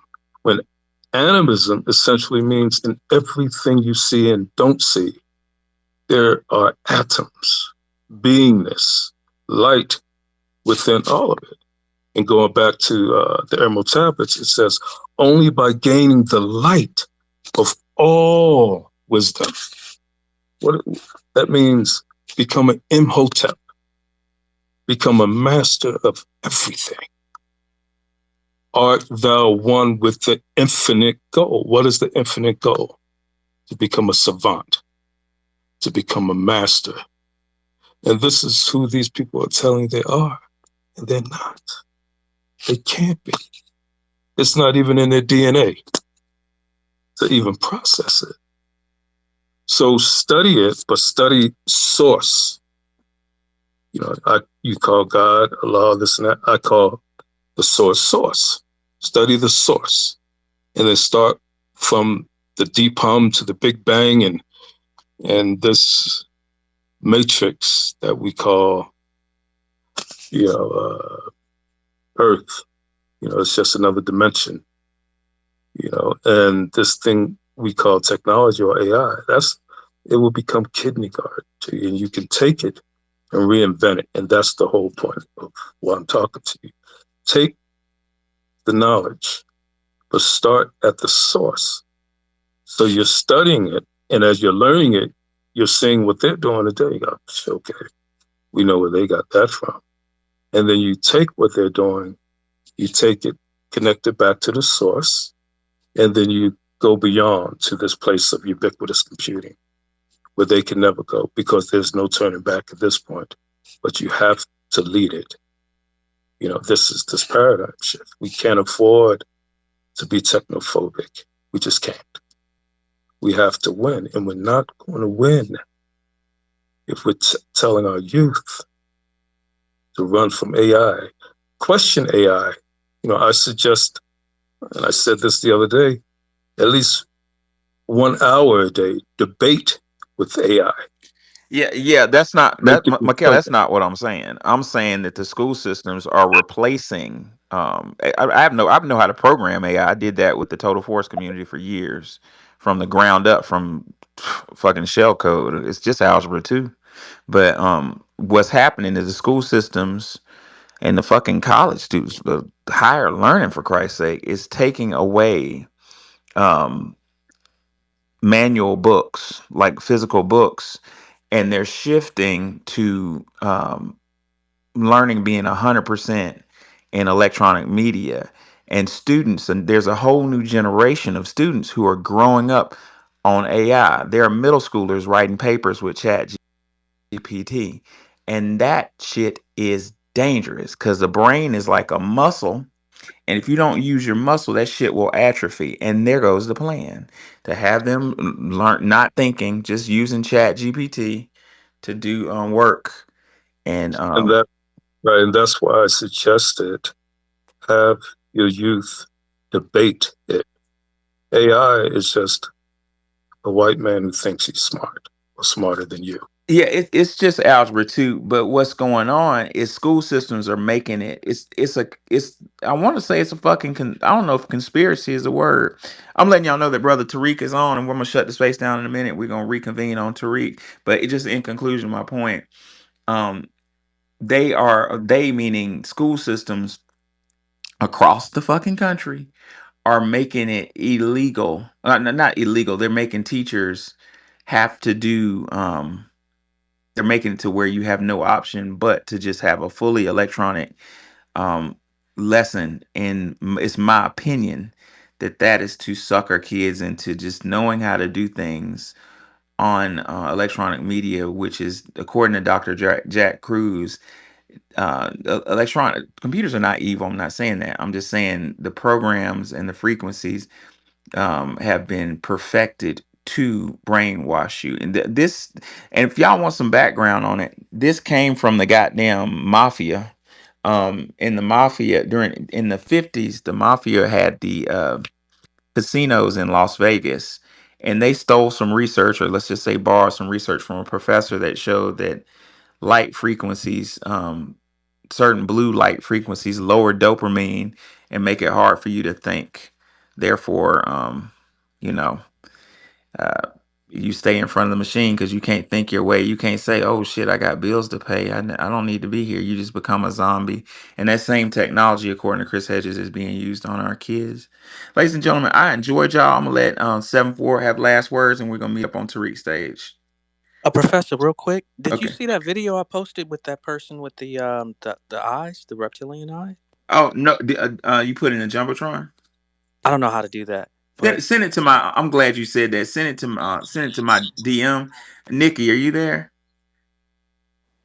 Can you hear me, Nikki? Yeah, I can hear you. y'all gotta see that. Yeah. Nikki, my jumbotron is disabled somehow, so Okay. I wanted to give the group a video. Could you post? I'm sending you a DM. Could you post Okay. this video? And this is Jack, excerpt brain surgeon Jack Cruz, Okay. and it's a whole. Y'all can watch the whole video where he, from a surgeon's perspective, talks about how they're using frequencies to control your mind. And it blew my mind learning this today, guys, because I've been in the classroom for 15 years, and I've always wondered why black children don't, including me, don't like being up under incandescent light. I always turn my lights off and have like alternate light. I can't stand them because they make you stupid. That's what the fuck it is. Ladies and gentlemen, we're gonna meet up at Tariq's space. Um, if y'all, Our if y'all, I put it in the blue pill since you're getting ready to close down a space. I put it in the blue pill for this chat okay, cool. So, because you're closing Thank the you, spaces. Professor, and thank you, Macau. Then thank you, Professor. Thank you, oh, no doubt, everybody. no doubt. So hopefully I'll see you again. And no hard feelings. I just know what the fuck I'm talking about. Yeah, I love. Macau very well articulated what I wanted to say. Very so. Yeah. Everything he said was in alignment with my spirit. So much love and Oh yeah. blessings. Oh yeah. But we still need to watch out for that because it's well, you don't have to listen, but I just it's gonna come to mind control. But anyway, It's in a jumbotron now. If you can point it out to them. okay, yeah. So the video is Dr. Jack Cruz. If you look through the purple pill or jumbotron where she put it, you'll see you can watch the whole video. It's really fabulous. Ladies and gentlemen, if you look through jumbotron, you'll see Nikki the God and Onthespotts Cash App, show them love. If you want to copy my book, put $25 on Our Story Publications, on $ Our Story Publications, and I'll send you a copy of my book tomorrow. If you already bought a copy of my book, thank you. I had quite a bit of purchases this week. I will send them out tomorrow, so be expecting it to come in the mail next week. I enjoyed y'all. I learned a lot, and I will see y'all on Tariq Space. Peace out.